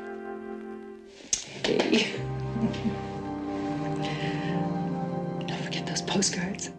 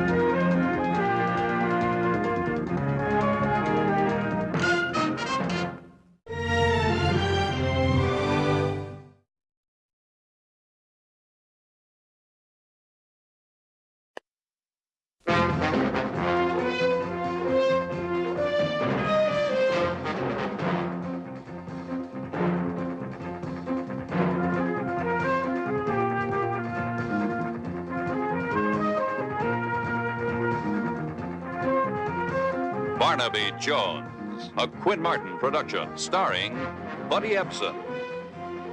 Also starring Lee Merriweather, with guest stars Robert Webber, Jane Ackman, John Ritter, special guest star Mark Singer. Tonight's episode, The Price of Terror.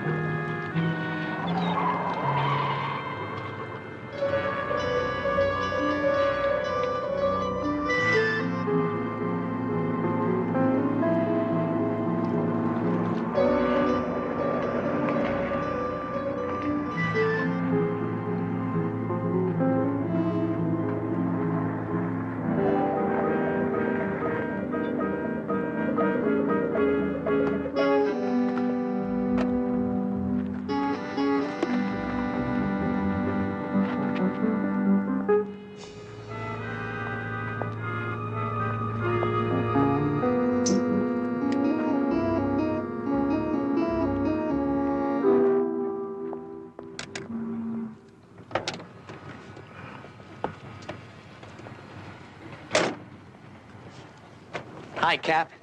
Hey, it's great to see you again, sir. Tully, how did things go in San Francisco? It was a snap. And you won't have to worry anymore about old Sarge McKittrick making those trips down here and trying to put the squeeze on you. Good. Well, there you are. How much, you gonna count it? What for? It's all there, isn't it? Yeah, $10,000. Well, why count it? I mean, if friends can't trust each other, it's a sorry comment on life, right? Right. Boy, this L.A. is someplace, huh, Cap? I haven't seen much of it yet, but I put an extra $200 in the envelope. What for, sir? You don't owe me anything else. Well, there's a flight at 6:45 for New Orleans. Made a reservation for you. Better hurry up. You might be late. Hey, Cap, don't you want to hear how it went down? As long as you did the job right, that's all that interests me. Right. It was perfect. Good. I'm glad. Listen, Cap. When I got to San Francisco, I went up to old Sergeant McKittrick's room, see, and we both got snockered, right? Anyway, he did. I faked it. Look, you don't have to tell me that. I told him I'd met a couple of chicks, and let's go get him. You know how Sarge was about women. So we went down to get in the car. And man, was it dark. Not a soul on the street. That's when I let him have it.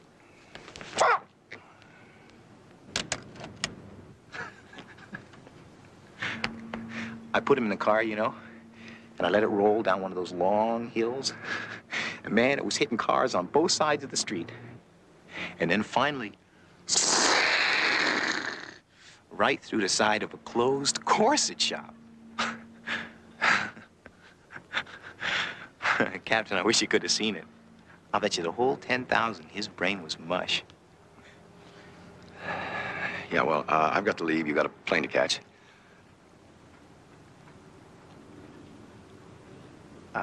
Captain, I don't want you to turn around, but there's a fellow over there taking photographs of us. Taking pictures? Yes, sir. Where? Just behind you. You sure? Yes, sir. Why don't we, stroll over here by this, stack of lumber? And, when we get to the edge, you just keep on talking. Like this? Am I right here? Just keep talking. He can't see me now. Well, then, whatever.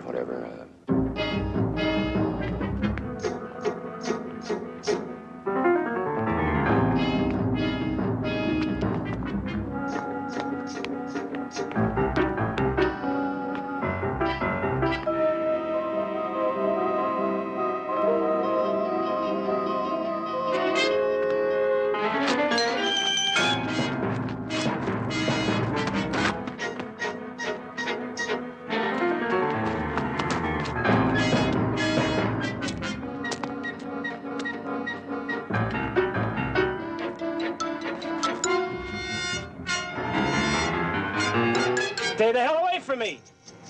The sign out there on the fence says the trespassers will be prosecuted. Looks like I'm the prosecutor.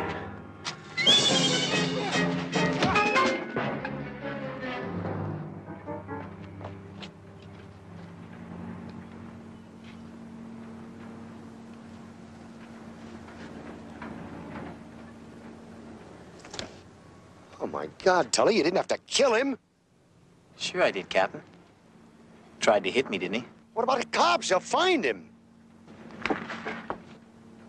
Oh, no, that's Larry Palmer.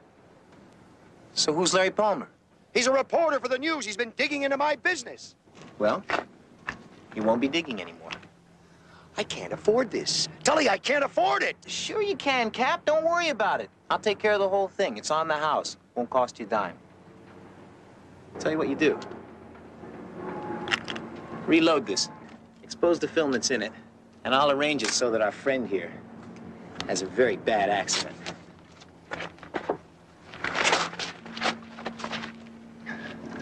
Take pictures. What kind of shots? Anything.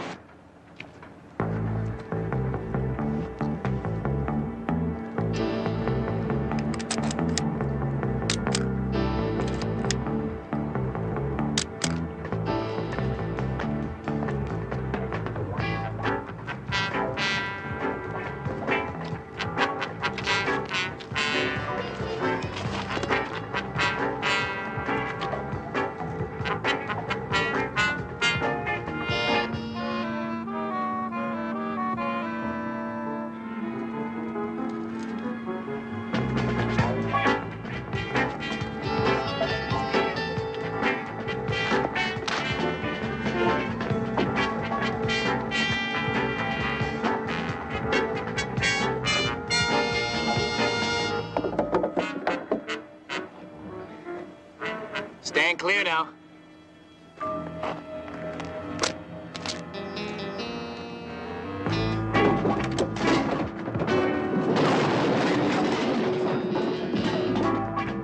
See, Cap? No pictures, no reporters, no problems.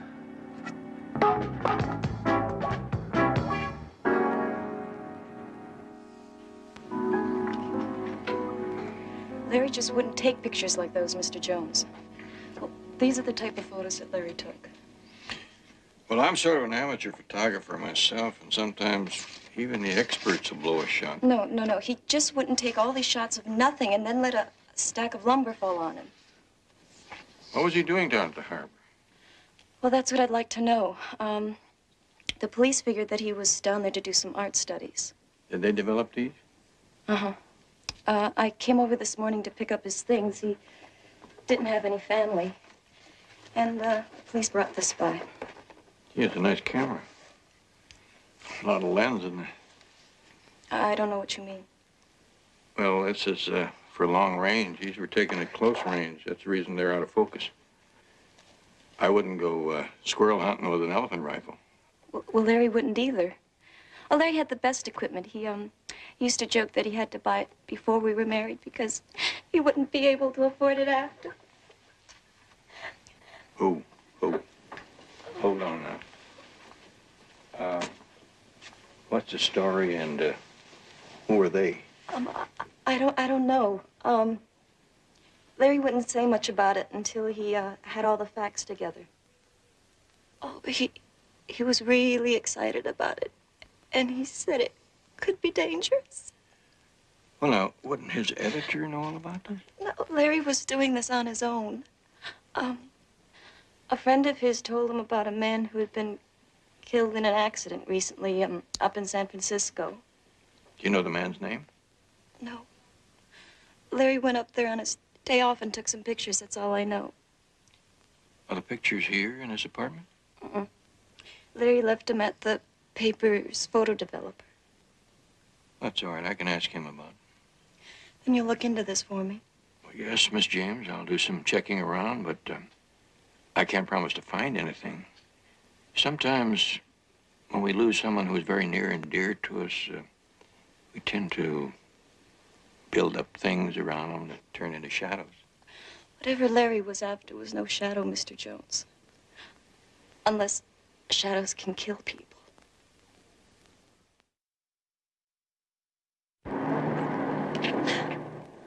Oh, Daddy, thank you. You're the kindest man in the world. I have a feeling you love me only for my money. No, I love you for you. The patients at the hospital are going to love you for this $10,000. Well, it's money well spent. Besides, how could I resist the new secretary of the charity committee? Hey, is the office open? I have to make a phone call. Sure. You still fussing about that party tonight? No, it's all set. I've called the caterers, the florist, and my new dress is ready.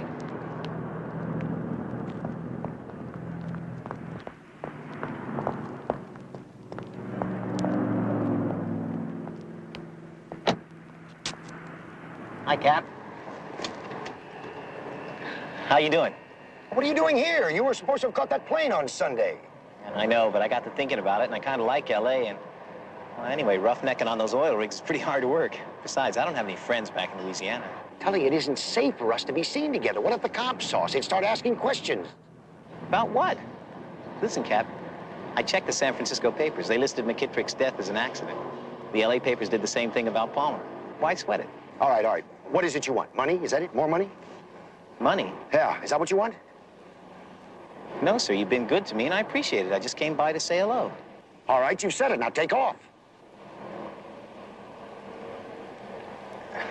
I rented an apartment a few blocks away. You want to come over and have a beer? You did what? Sure, I got to have some place to live. Hey, here's the 2 bills you gave me. I won't need them anymore. I figure with the 10 grand I got, I might as well settle on an investment around here. No, you don't do that. You get that money, you get on a plane. Now, that's an order. Now, go. You're making me mad, Cap. Tully, I'm sorry. You're my friend, Cap. Oh, please. Tully, I'm sorry. Don't ever make me mad. I lost my head, okay? Okay. Well, how about it? You want to come on over for a beer? Well, I can't right now. I'm late for a golf foursome at my club. Oh, okay. Maybe later, huh? Hey, listen, I got a phone. You can call me, ask information. Huh? Yeah. Okay. See you later. Have a good golf game, Cap. Dad! Dad! Did my father say where he was going? Oh, yeah, to the club. You must be Diane, Cap's daughter. When we served together, he talked about you all the time. Oh, you were in the Army together. Oh, sure, we were good friends. I just got into town. I stopped by to say hello. Cap's the only person I know here. Well, now you know one more. Yeah. Hi, I'm Tully Morgan. Well, you already know my name. It's nice to meet you, Tully. It's nice to meet you. Where are you parked? Over there, the red one. Come on, I'll walk you over. Hey, listen, you know, your dad and I really were good friends. I'm not kidding you. Didn't he ever tell you about the time we were in Saigon and we went to a bazaar? Hey, the whole thing spread out in front of us. You know how it is. So we walked over. You know how the end.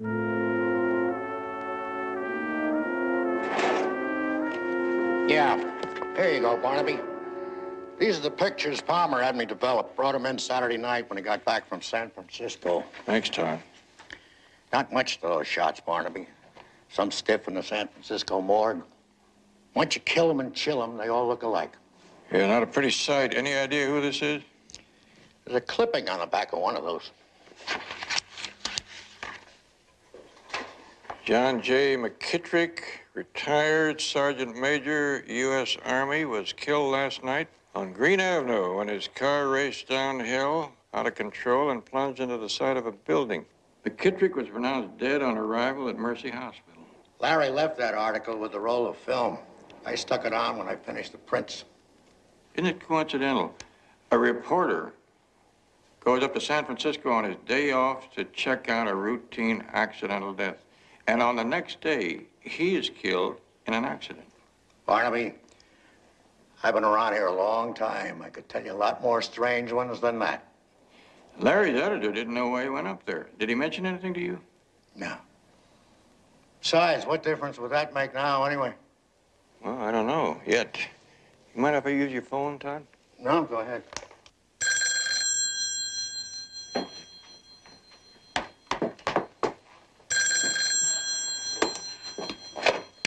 Barnaby Jones' office, may I help you? Betty, you haven't had a vacation for a long time. How'd you like one? Barnaby, what proof milk have you been drinking? I haven't had a drink all day. Now, Betty, you've been working very hard, and I know how much you like San Francisco. So why don't you go on up there and have yourself a wonderful time? Do you really mean it? Sure. And while you're up there, I want you to check out John J. McKittrick, retired Sergeant Major, United States Army. That's capital M-C, capital K-I-T-T. R-I-C-K, McKittrick. Okay, boy, I'm really going to enjoy my vacation, Barnaby. That's a good girl. You're welcome.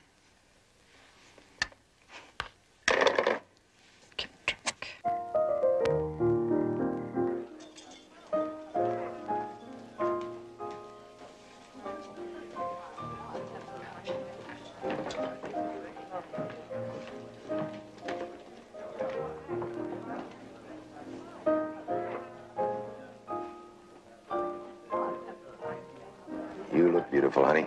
Thank you. I wish your mother had lived to enjoy all this. So do I. Oh, I rearranged the flowers after the florist left. How do they look? Just perfect. Oh, and the roses. Excuse me, Daddy. I have a surprise for you. Hi. Hi. Hi. Hi, Cap. Daddy, a good friend like Tully, you ought to be ashamed for not inviting him to the party. Well, everybody else was so much older. Except me. Tully's my date. That's all right, Cap. I like older people. I like young ones, too.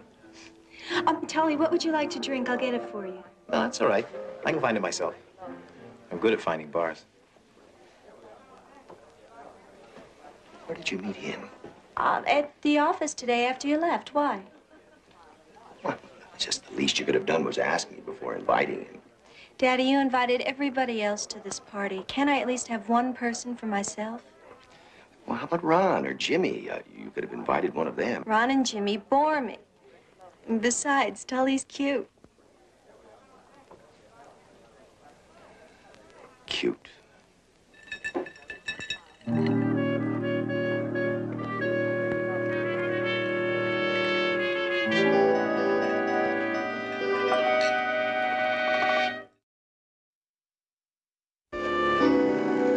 Just 1 second, Mr. Jones, and I'll have this finished. You do good work, Joe. Oh, he's one of the best. Well, thanks. If I could catch up on my back orders, I could get started on the stuff I should have had out last week. Joe, being as how you were Larry's best friend, you have any idea why he went up to San Francisco and a thing like this? Well, I'm not sure. I cut out this article on McKittrick's being killed, and I gave it to Larry. He flipped when he saw it, said he could smell a big story in it. What kind of a story? When we were in Nam together, there were a lot of heavy rumors coming down about McKittrick. In the Army, a sergeant major has more power than you can believe. McKittrick used it to divert supplies that ended up on the black market. And later, there were rumors about heavy equipment being certified as salvage, bought by stateside companies, then sold all over the world, good as new. Was McKittrick ever investigated? Funny thing, there was one near the end of the war, but that investigation didn't get very far. One night, some VC got into the compound and hit us hard. 2 of the buildings destroyed were the ones that housed the shipping and supply records. Good deal for McKittrick. Yeah, and whoever was in it with him. Anyway, with the records gone and the confusion of our pulling out, the investigation just kind of faded away. So when Larry saw the article, he figured there was more to McKittrick's accident than an accident. I guess so. You know, I'm not sorry McKittrick got his. It was scum like that who put a bad name on all us vets. A few rotten apples and we're all lepers. I was lucky. I knew how to do this before I went in. Most vets can't even get a job. This time when Johnny came marching home, there weren't any parades, just unemployment lines. Oh, I'll get it. At least I can do something useful around here. Joe Rockwell and Company. Yes, hold on, please. It's your answering service, Mr. Jones. Thank you. Yes. Oh, Betty, put her on. I talked with McKittrick's apartment manager, and he said that the night McKittrick was killed, he was drinking with a friend. Drinking with a friend. Who? Well, the manager didn't know, but the manager's son saw the friend later on that evening when he took them some ice. Something about an old army buddy. Get a description, Betty. It's important. I will, as soon as the son gets back. Tomorrow sometime. Well, call me as soon as you hear. Bye. Bye. Well, seems McKittrick was drinking with a friend just before he died. Joe, you know anything about that Army investigation? No. But there's a man here in town who was on that investigation team. Sounds like an interesting man to talk to. His name's Maxwell Strager, but I don't know where he lives. Maybe I can find out. Tully is not our kind. Just who is our kind? Well, I don't know. Maybe is somebody you went to school with. Look, Tully is not very stable. He doesn't have a job. He keeps moving around. Well, he's got plenty of money. He's buying into a bar at the beach. He's what? That's what he said. He's going to come by in a few minutes and take me to see it. You made another date with him? Yes, and I really don't want to discuss it anymore.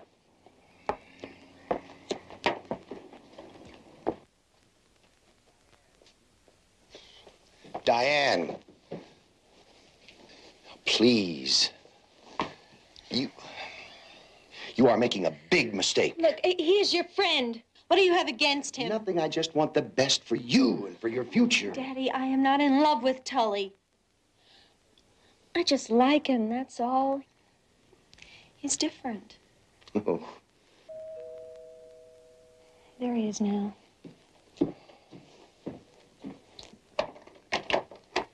Hello. My name is Barnaby Jones. I wonder if I could speak with Mr. Strager. Oh, sure. Come on in. Dad? Dad, this is Mr. Jones. Oh, Mr. Jones of World Transit. No, Jones of Barnaby Jones, Private Investigations. Sorry, what can I do to help you?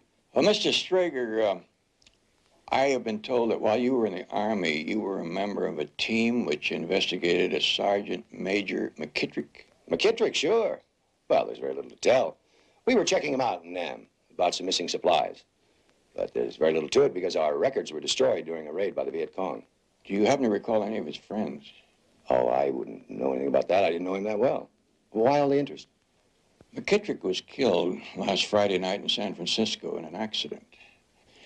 A young reporter, Larry Palmer, went up there to investigate the accident, and he was killed here on Sunday in an accident. It was so coincidental that I thought there might be some connection. Hi. Oh, hi. Hi, Cap.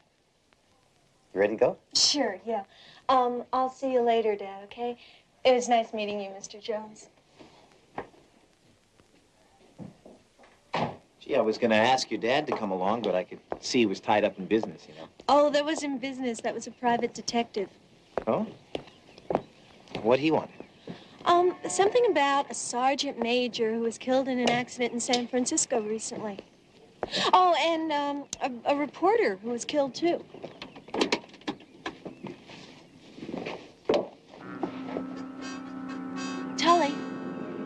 Tully, let's go. If we're gonna see the bar and go swimming, we're gonna have to hurry. Oh, yeah. Yeah, let's go.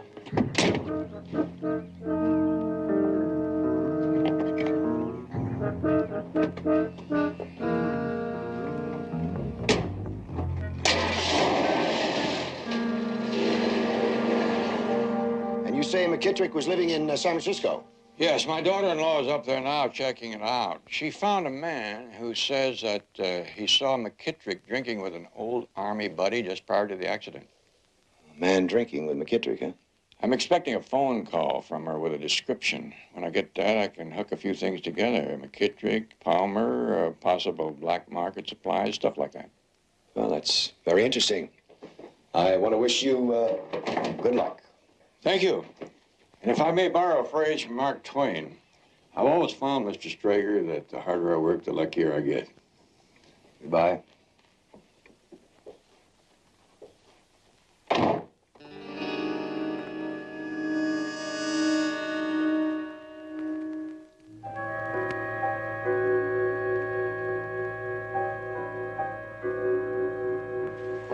I'm going to try one more time. Jones is trying to get your description. You've got to get out of town. What for? I like it here. Oh, come on, Cap. I wish you'd seen that bar this afternoon. It's going to be a real moneymaker. I'm not getting through to you, am I? If Jones traces those perfect accidents to you, he's going to trace them to me. But if you leave now and change your name, nobody will know. I wish I could, Cap. I mean, you're my best friend. Okay. You know it's true. How many friends do you have that would kill 3 guys for you? 2 guys. 3. You're forgetting about the Corporal Adams in Nam. The one who found out about the heavy equipment deals you and Sergeant McKittrick were scamming? All right. Tell you what I'll do. I'll find this Jones guy and I'll take him out. How's that? What will you do about his daughter-in-law? Take her out, too? Huh? If she's a problem, I'll snuff her, too. Don't worry. Oh, that's all. That's all. Oh, you are. Now, you just get going or I'll kill you, I promise. Don't, Cap. Please don't. For the last time, get going. Now, I never want to see you again. You got it? I got it. But I'll tell you what I will do. I'll just drop by the house and say goodbye to Diane. How's that? You go near her, I'll blow your brains out.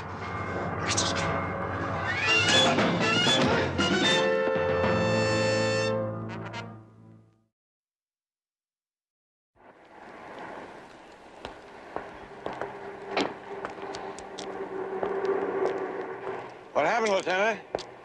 Well, Mr. Mooney, the foreman, found Strager this morning. Looks like he fell down those stairs inside. It was a long fall. Accident? Yeah. What's your interest in this, Barnaby? Well, Strager had been supplying the answers to some questions for a client of mine. I called his house and it told me about this. You know, routine accidents are something I've been running across a lot lately. Listen, if you know something I don't, I always like to be informed. Well, Lieutenant, I don't know where I'm going myself yet, but when I get there, I'll sure let you know. Okay. I'll see you later. I got a million reports for this.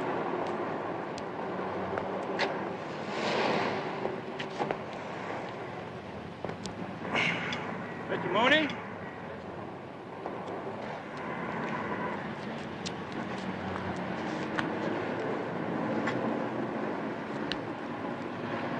Mr. Mooney, I'm Barnaby Jones, private investigator. Oh? You worked here long? Yeah, about 25 years. Did Mr. Strager own the business that long? Oh, he bought it about 6 years ago. 6 years. That must have been while he was still in the Army. I didn't realize that captains made that kind of money.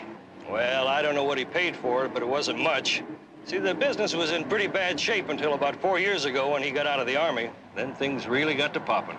Oh, yeah, all this heavy stuff. Oh, yeah, stuff was pouring in. We'd fix her up, ship her out, all over the world. Yeah, as I recall, this heavy equipment was kind of hard to come by then. Yeah, it was, but Mr. Strager knew where to get it, and I knew how to fix it up. Yeah. You must have been busy as a horse's tail during the fly season. Yeah, I sure was. 16-hour days. Is any record of exactly where it came from? Sure, that would be in the office files. Wonder if there'd be any possibility might take a look at the file. Well, I wouldn't mind, Mr. Jones, except that Mr. Strager came down here yesterday about 5 and boxed all those records up. I helped him carry them out to his car. He said he was taking them home. That's so. Well, thank you, Mr. Mooney. Thank you very much. You bet.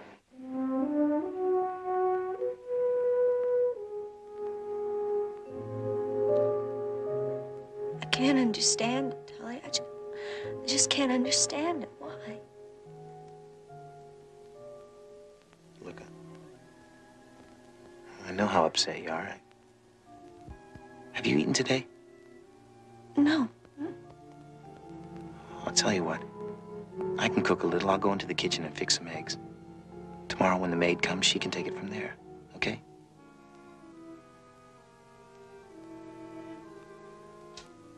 Everything's gonna be all right.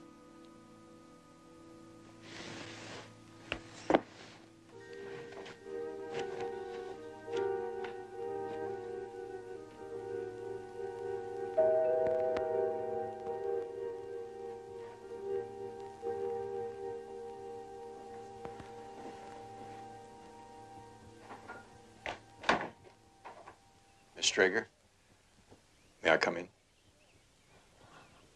Sure. Come on in. I'm sorry about your father, and I hate to bother you at a time like this, but something important just came up. I'd like your permission to look at the company files your father brought home yesterday. Mr. Jones, I don't know what you're talking about. I'm not positive that your father's death was an accident. Looking at these files may clear it up. Not an accident. That's right. May I look at them? Yes, I think there's some boxes in the den. Thank you.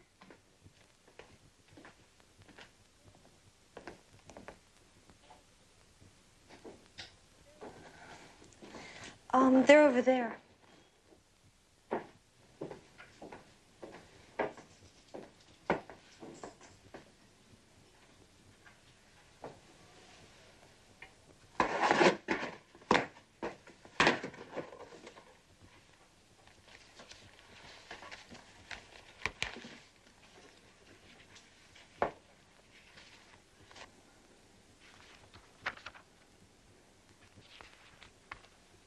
What are you doing?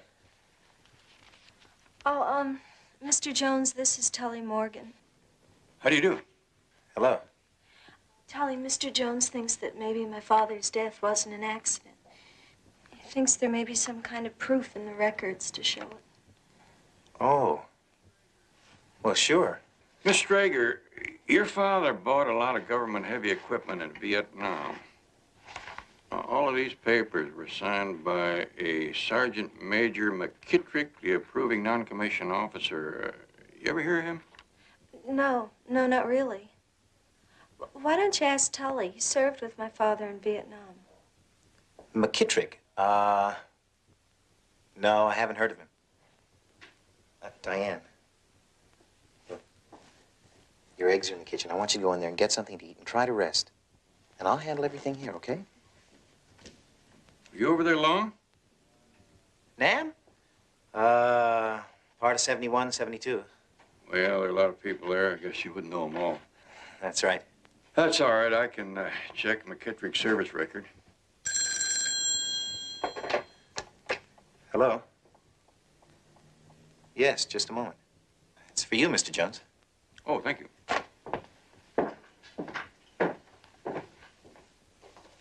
Yes. Oh, Betty.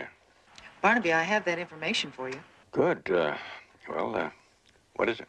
He's about 6'2", light brown hair, strongly built, about 27, 28 years old, friendly smile. What color eyes? He didn't know. Well, that's fine, Betty. Why did you go out and buy yourself another dress? On me. Thanks. I'll see you later this afternoon.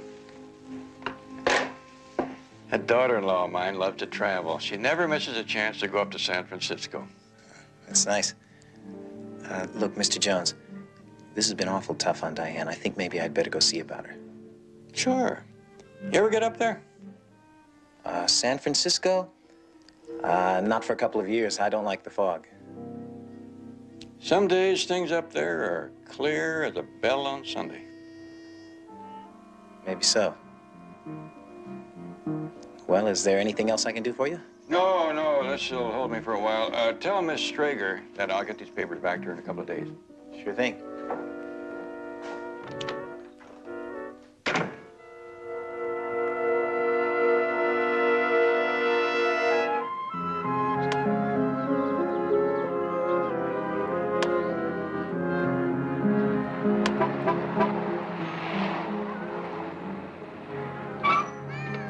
Okay, you guys, that's it for today.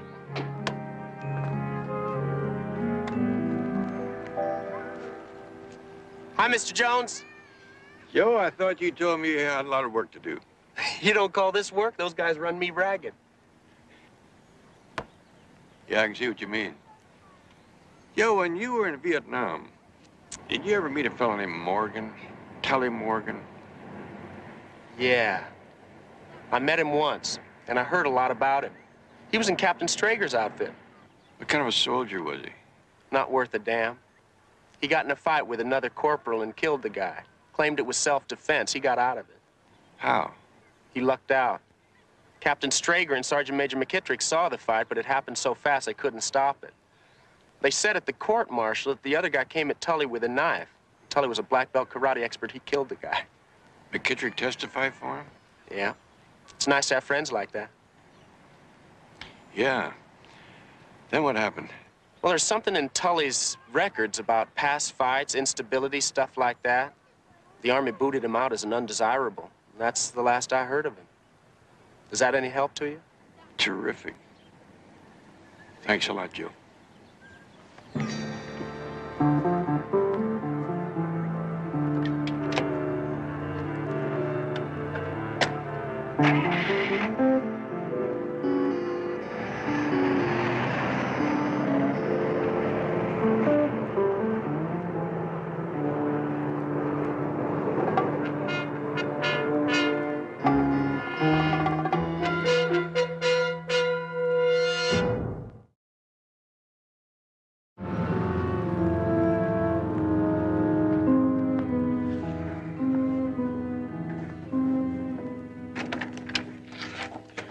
Are those autopsy reports any help, Barnaby?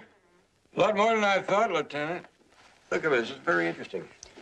Both Strager and Palmer had identical skull fractures.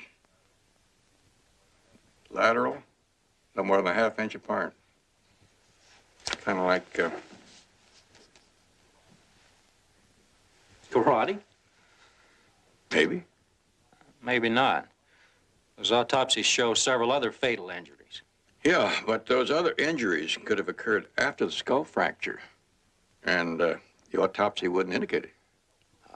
There's no proof of anything like that, Barnaby? Well, let's do a little supposing. Two guys in Vietnam are ripping off the government. One of them is in a position to certify heavy equipment as salvage, and the other one has a business over here which buys the stuff. Now, he fixes it up a little and sells it at a tremendous profit. All right, I can suppose that, but where does it lead us? Supposing there's an inquiry. It starts over there, and they're going to investigate, let's call him McKittrick. One of the investigators is Captain Strager, who owns the business over here. And he could scuttle an investigation if he worked at it. Now, supposing that somebody in the scheme messes up and he has to be taken out. Now, who better to handle that than an expert? Tully Morgan. Now, that's doing a lot of supposing, Barnaby. Joe Rockwell told me that Tully Morgan is a black belt expert. He was over there with Strager, McKittrick, Palmer, all at the same time, same place. He's the only one of the four still alive. And Betty's description of the man that was drinking with McKittrick just before he died fits Tully awful close. Yeah, but Betty's description would fit 10 guys I know. You get a copy of McKittrick's autopsy and see how many guys it fits. 10 or just 2, Strager and Palmer. All right, that's a good idea. One more thing. Tully killed a man with a karate blow in Vietnam. A friend of mine up in Fort Ord is going to get me a copy of that autopsy. When it comes in, I'll show it to you. Barnaby, if you're right about this Tully, you better stay away from him. Leave him to us. Lieutenant, that's one thing you can depend on.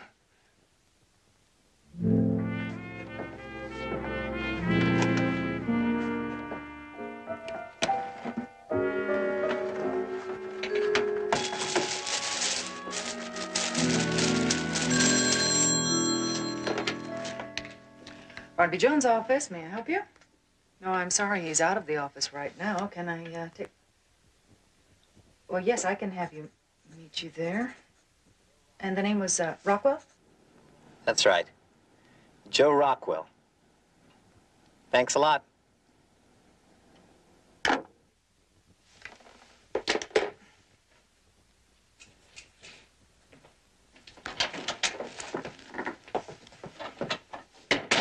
What do you think? What do I think about what? My new dress. Oh, that's very nice. Almost as pretty as you are. You always know just what to say, don't you? I only speak the truth. Any calls? Mm-hmm. From Joe Rockwell. Joe Rockwell wants me to meet him at the lumber yard? Wasn't that where Larry Palmer was killed? Maybe he has some new information. See you.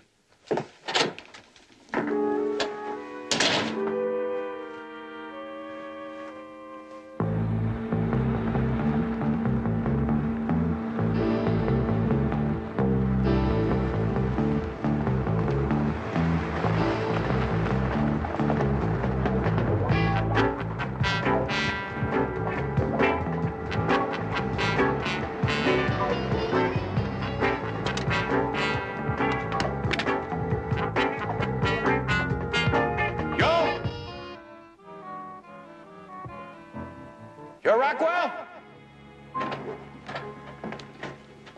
Betty, where's Barnaby? He was dead right about Sergeant McKittrick. Oh, he went out to meet Joe Rockwell at the lumber yard. Oh, you can't reach him out there. Listen, by now, he may have gone back to Rockwell's house. You want me to try? Now, please. Okay.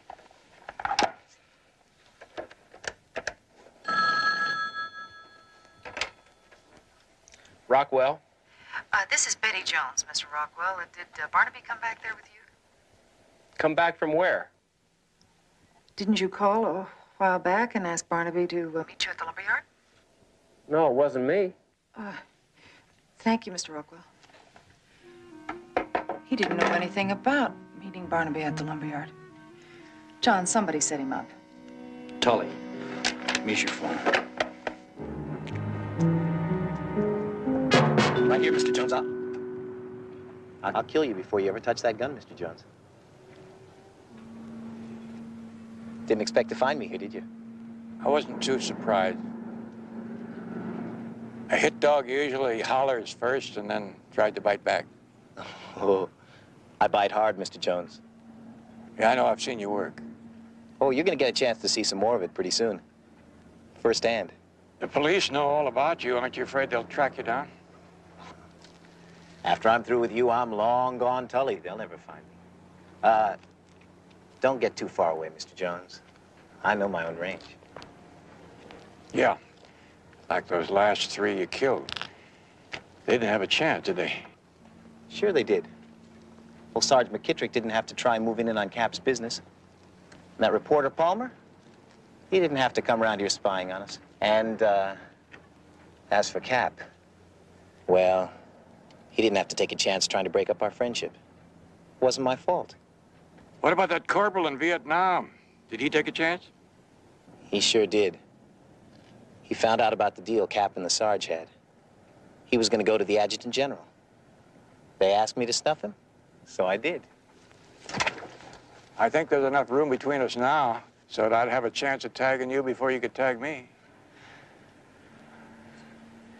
You're right.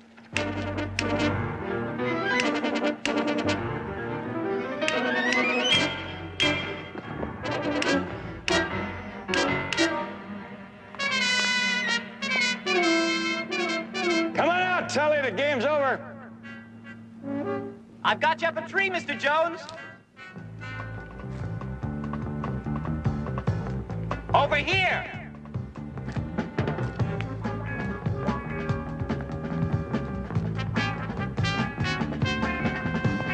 Come on out, Tully. Let's see how good you are when somebody's ready for you. Come and get me.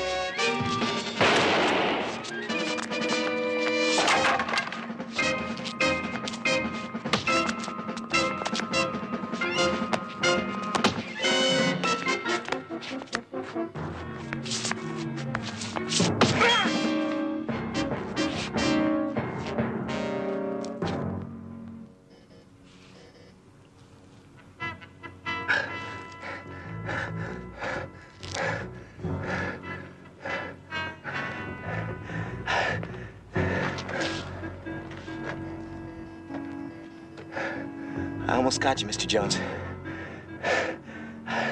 I came pretty close. Close ones only count in the game of horseshoes, Tully.